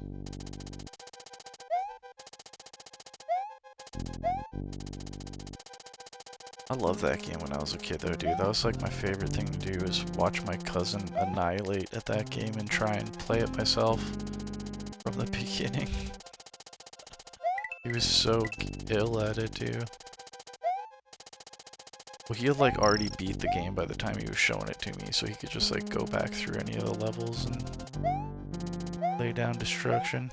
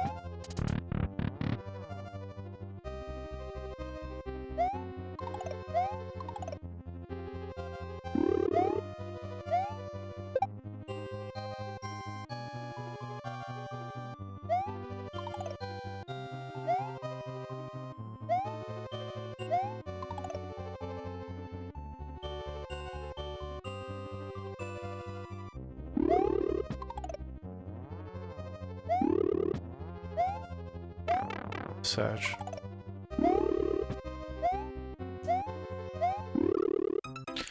Really, bro? Dude, I blame the wireless controller. I'm joking. This controller's perfect. I do highly recommend the 8BitDo SN30. Not sponsored, but I love, and I also love the 8BitDo Saturn controller, Sega Saturn controller. I got it in like the Japanese white color with the colored multicolored buttons, but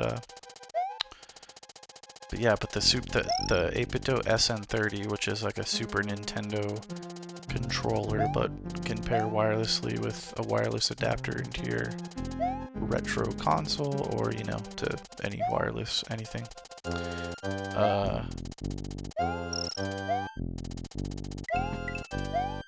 I love the SN30. It feels so much like a Super Nintendo controller to me, and also it's just like a really nice modern controller too. Like the buttons and stuff are all like quality and very clicky and whatnot. But the Saturn one is great. The Saturn one feels really, really nice when I like hold my like wired Sega Saturn controllers in my hand and compare them. I really like the 8BitDo Sega Saturn controller. And then I have the Pro 2, which is supposed to be like a kind of an similar controller, like a PS4 or PS5 controller.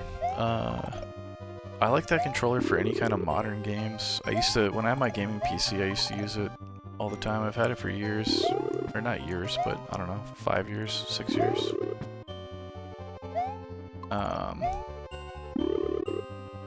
So that is also a cool controller, but I never thought I'd be able to buy like modern controllers from like a modern company that were for my old consoles, you know? Like, I don't even use my Sega Saturn controllers, I use the 8BitDo controller. It's awesome. It's awesome. They're that, like, in my opinion, they're that good. I, like, highly recommend the 8BitDo stuff. Because, like, all three of them, I've been using for, like, 5 or 6 years as well, and they still feel great, too. That's the other thing probably worth noting, is, not only do I like them, but I've been using the Super Nintendo one, the Saturn one, and the Pro 2 for like 5-6 years, and the buttons are still clicky, like everything still feels really good. Damn, why did I stomp him? We still have the other wall here. Alright, 70 seconds. Let's speed run this real quick. At least we're little, we can sneak through. Get in there! Nice. Now we can definitely get in there. Okay. Alright. That was sketchier than sketchy. Oh, nice. Alright, we gotta just duck this dude, though, because he's being sus for sure. Like, down here. Let's get him out of our life. Just duck his shenanigans. We gotta fight the bot. Are you kidding me? We were about to fight the boss small and actually get a chance at it, but such. Alright.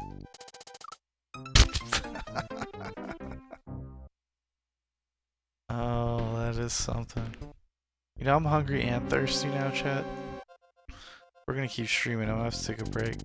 And I don't even think that's feasible because your boy is so tired. As soon as I get a little midnight snack in me, I'm passing out, bro. Passing out. Yes, sir, yes, sir. Oh, shit. Nice. With the save. Now I gotta do the double save. Oh, nice. That was satisfying. That wasn't. That wasn't. We were relishing in our accomplishment and we just fell off the end. It was just a sad, sad demise.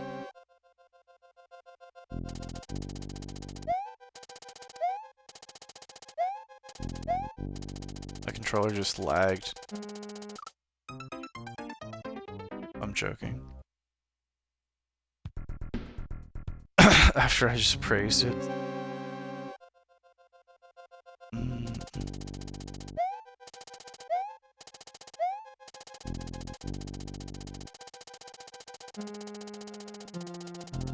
No, these controllers are phenomenal. I do think my wireless adapter tweaks out every once in a while though, but that's only like seems to be when the batteries on the controller get low or something. And even then it's like so infrequent.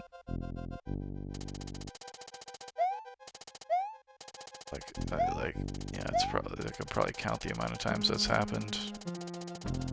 Where I've gotten lagged or feel like my wireless adapter glitched out and like, I don't know. On my hand, you know, like 6 years I've had these controllers. So like an average of once a year, like I'll take it. It's wireless, can glitch out if it wants once a year. It's flawless the rest of the time. Anyways, like I love the 8-bit DOE adapters too, the USB ones. I like those for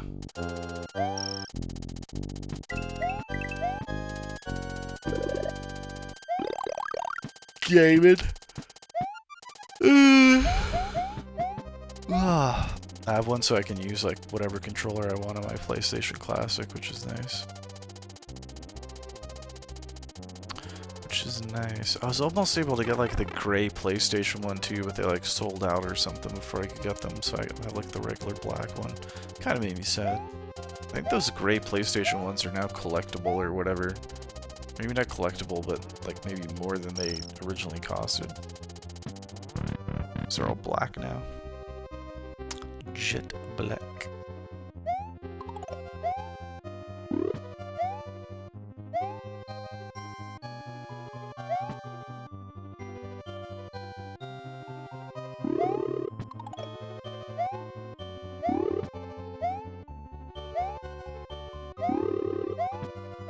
Oh, almost got to bonk him. That would have been a W. That was close, close. Alright, let's do this, let's do this. Nice, nice, nice. Oh, why are you over there, bro? What do you want, me right here? Right here? Nice, thank you. Thank you very much. Thank you. Oh! Oh. We almost got him and then we almost died right there. It was close. So was that, but kind of planned it. Oh, Sag, we slid too far. Got too confident.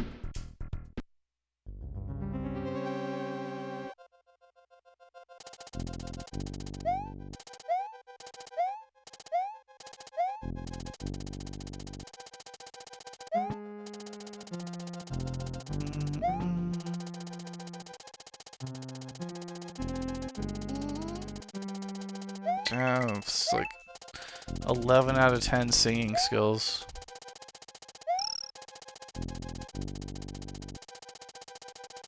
Should have a record deal.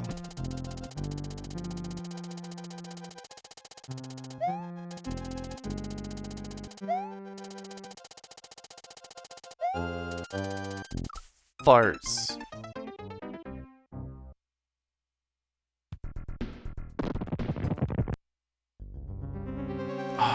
I feel like we're so close to having this. Like I've been postponing like just AFKing for 5 minutes so I get a drink and maybe a piece of cheese to snack on or something for.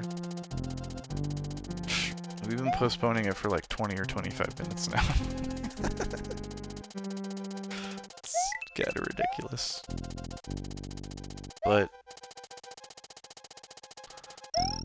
I don't know, this kind of stuff is fun to me. When I get a level like this, it's like giving me this much of a challenge. Like, I mean, I'm having fun. I'm not mad right now. I'm not frustrated. This shit is fun. Plus, I've always wanted to play this game since I was a kid, since I used to, like, see my friend play it when I'd be at his house, or sometimes play it myself. Very rarely, though. Usually if I picked up the controller, it was like, first of all, this kid was a gamer, so he was serious about being able to do his one-player gaming while I just, like, chilled out and played my Game Boy or whatever, you know what I mean? We'd, like, ride bikes together and whatever, we were little kids. But,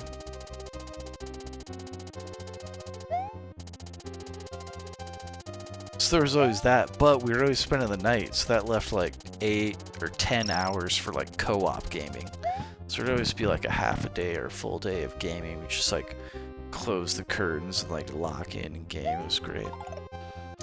But mostly we play F-Zero, Street Fighter, and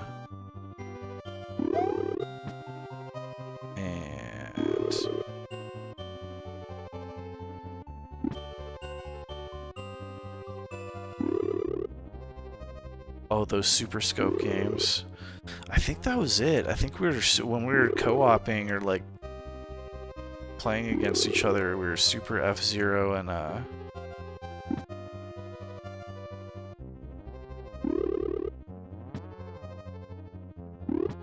Street Fighter centric. I mean, he only had 5 games, right, for like years. 3-4 years that he was my homie before I moved, so makes sense that just played those two. Cause yeah, then he had ActRaiser, this, and Link to the Past. Link to the Past I never played. I still have to do a playthrough of that. I used to watch him play it here and there. But yeah, he would just basically like single player game for like 2 or 3 hours when we would get back to his crib. His mom would make us dinner, and you know, after we were out bike riding or whatever kind of hell raising we were doing as young children, and fuck. Or he would do it in the morning when he woke up when I was still crashed out. So I would say like 90% or 80% of the time we were hanging out on the weekend at this kid's house. We were gaming together. So I mean, I feel like we were F-Zero fiends until we beat all the modes together. We were just fiends on that game. Like, we did not stop playing F-Zero like for like, I think it was like a year. That gets us like a year to like master that game. Or, you know, get master level and 100% all this stuff. I mean, that was a long, it might have been a year and a half, actually. We might have got to master level at a year. I mean, we were, what, 10-year-old kids, 11-year-old kids at that point? 8, 9-year-old kids when we started hanging out. Or maybe, no, I think we were 7. Yeah, so maybe I was like 9, 10 years old. That makes sense.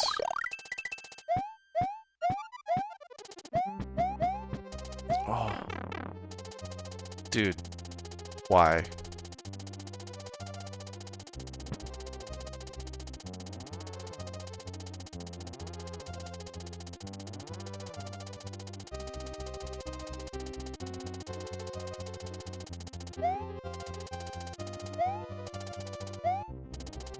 Anyways, I guess I saw the value of like watching someone game even back then. You know, like on the couch, like it was like I was watching someone stream a game or something. They were just sitting right there. Like, I didn't care, dude.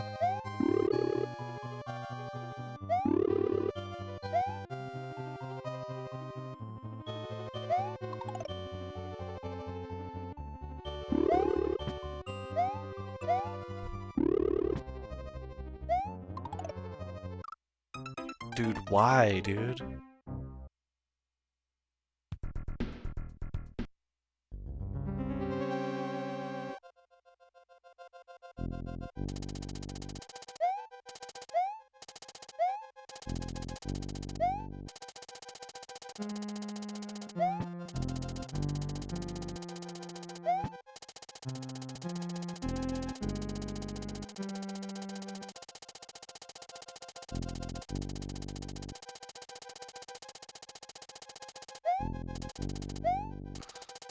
That was so sketchy.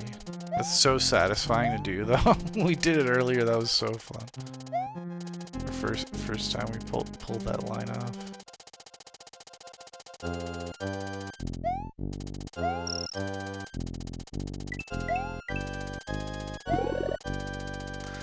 I just thought we were gonna effortlessly make it to Bowser's castle when the first time we ran this castle, Larry's castle, because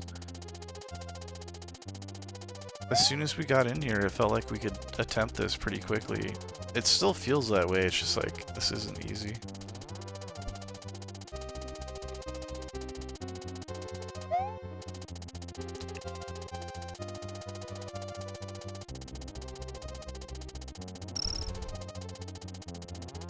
With checkpoints or save states, this would be a nothing, but without them, you know, it's some. Dude, honestly, I feel like we had this castle like first try.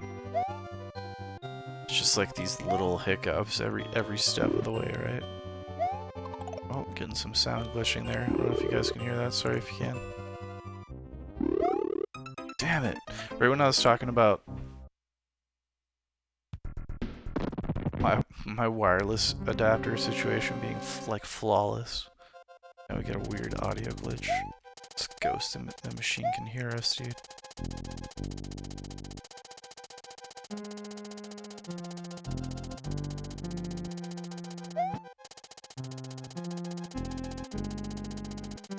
Dude, why, bro?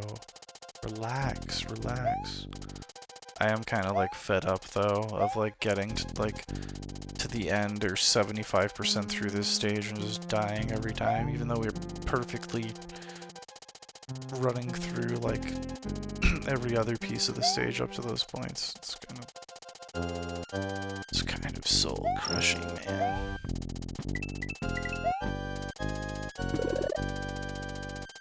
Not actually, but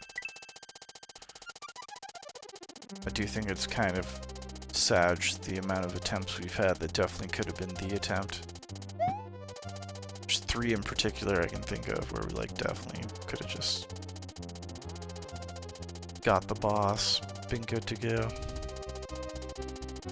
That's how she goes. That's how she goes.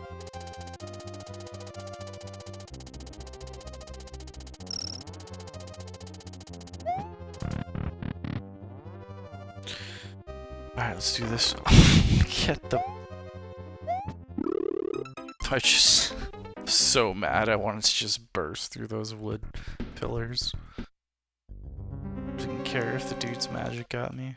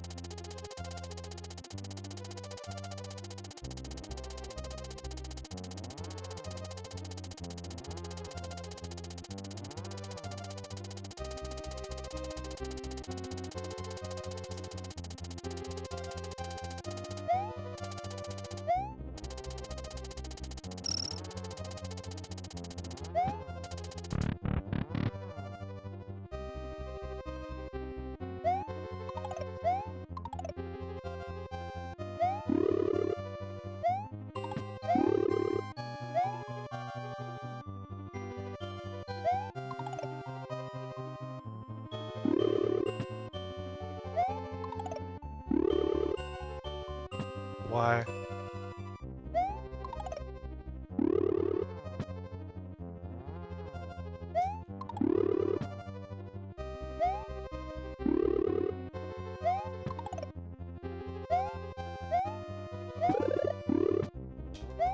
Panics. everything's fine. Not stoked.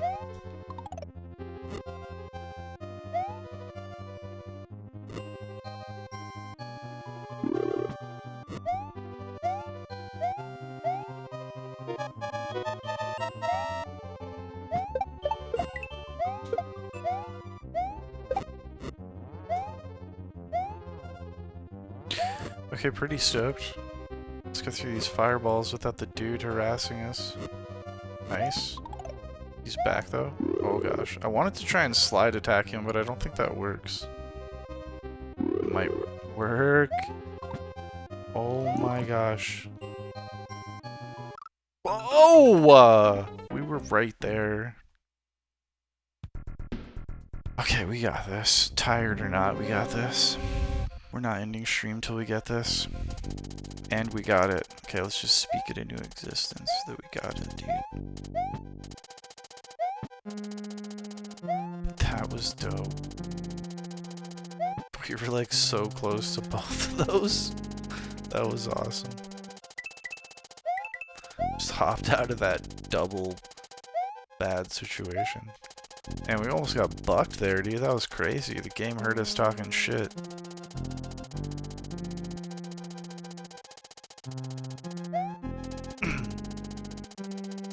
I really should pause and get something to drink, though, if we don't get it in, like, the next few attempts. It'll probably help me out. I can actually hear how dry my throat is, just listen to the tone of my voice.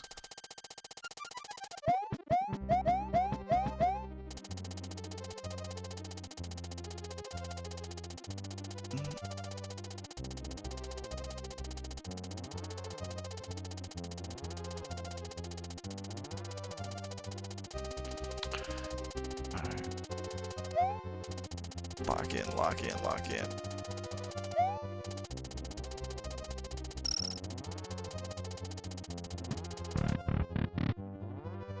That's where it all counts right here.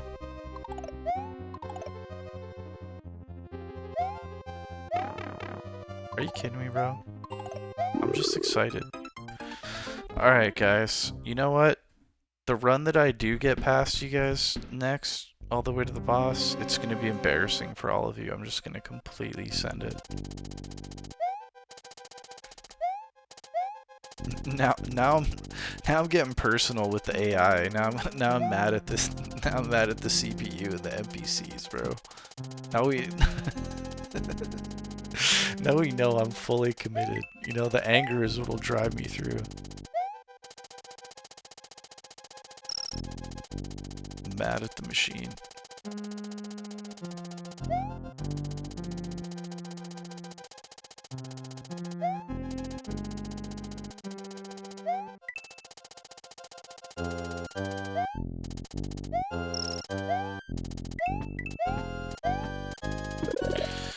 Not actually, I just thought that was an interesting joke, and I was definitely feeling that way at that moment in time.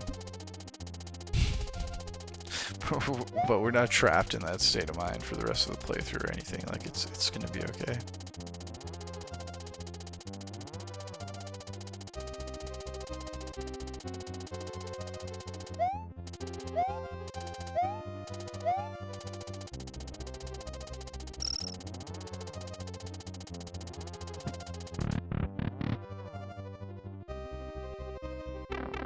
Oh, dude, what? Oh, we traded.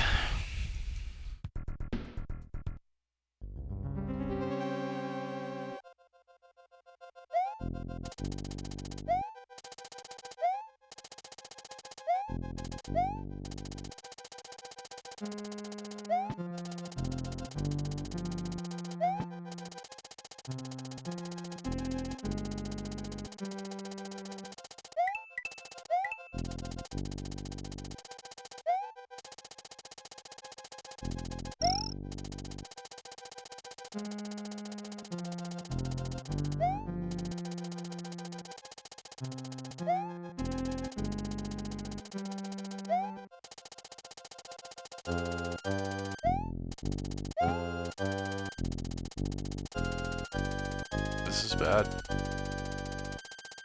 I don't know if we can save this.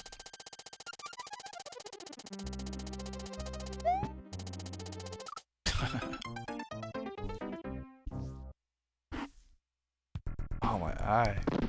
My eye's itchy, it's so dry. Damn, now my eyes is getting dry, bro. We've only been streaming for like 4 hours, right? What's that say? 4:45 or 3:40? I'm sitting too far back in my chair. Oh, 4:40. Okay, we've been streaming for 5 hours. I mean, I guess I could see how my eyes could be dry on account of the fact that I woke up pretty early today. And I've been up in a long time. And I was supposed to go to bed like 2 hours ago. Kind of like 3 hours ago, but because I streamed, I was like, no, I'll just go to bed 2 hours ago.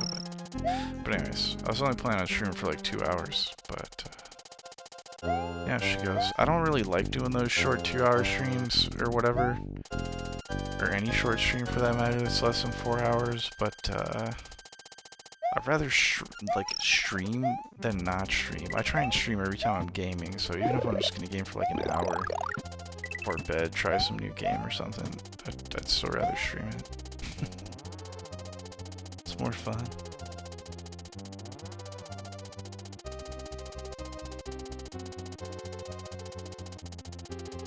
I also have like actual humans over gaming with me. I mean that's also equally as fun, but sitting there, like when I can stream, I could see if I didn't stream at all, I would still have fun gaming alone. I used to have fun gaming alone all the time, but now that I stream, it just feels weird to like game alone and not stream, you know?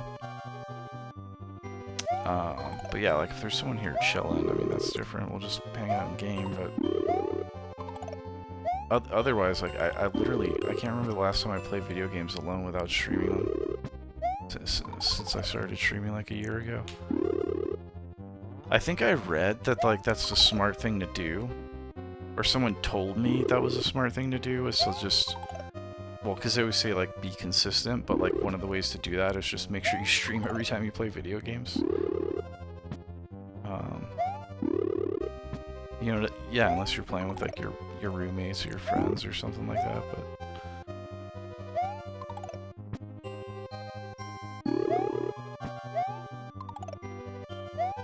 Alright, here we go.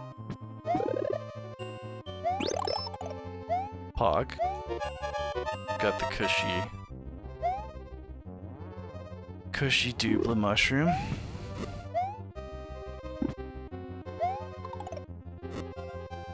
Question is, will we make it to the boss large or small? That's like the question. That wasn't smart, but I got nervous. He should pop back up any second now. There he goes.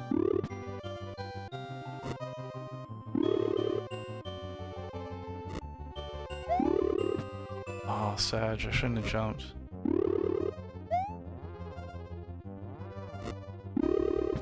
Pog.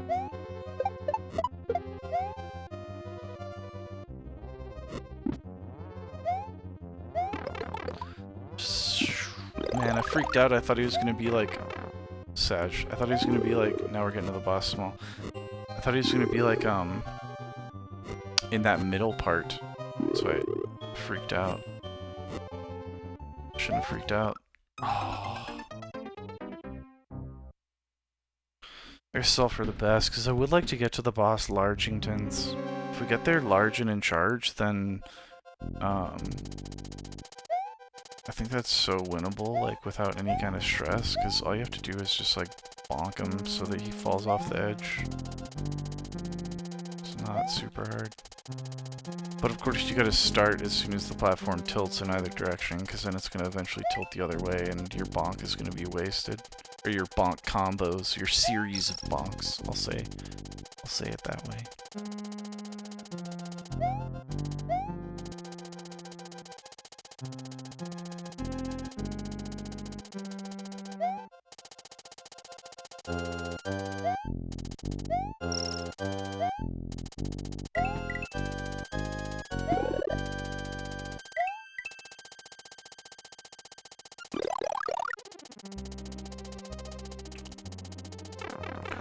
Oh, come on, dude. I was just trying to be a little bit steezy and fall back and then run. That's not even fair game. I'm tired.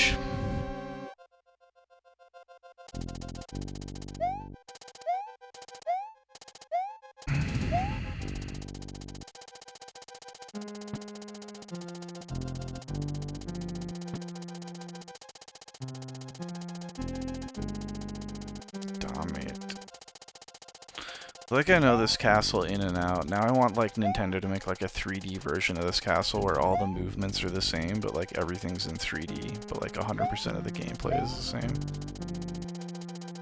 That would be lit.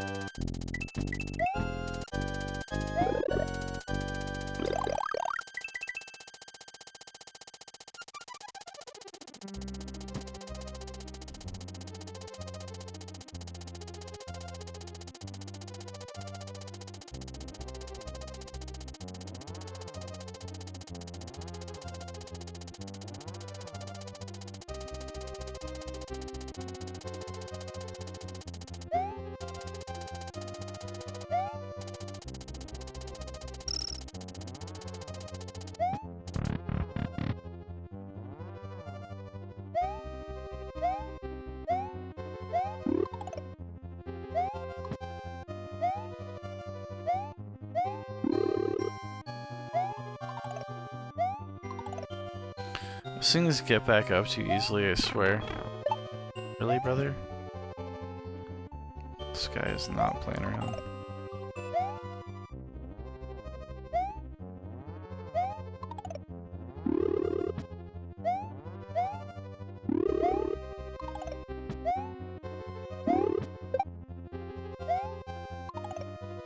W.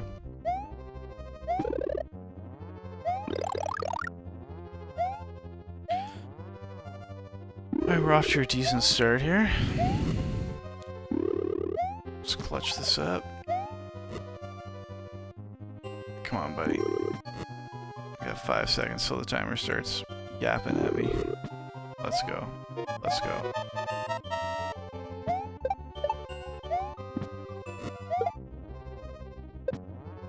Oh, Pod.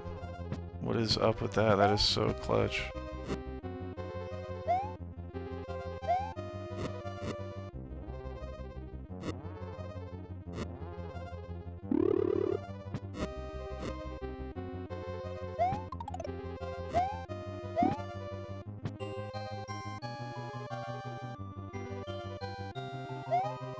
You can kind of glitch him though, which is kind of nice. Oh, finally we make it large. Okay, let's go. Don't care. Don't care. Get off. Get off. Get off. Get off. Oh, this dude is trolling. Got him. That was a tough fight. That was a tough fight. There's 2 moments there. A weaker person would have given up, dude. I'm just kidding. I'm just kidding. No, that was a good fight, though.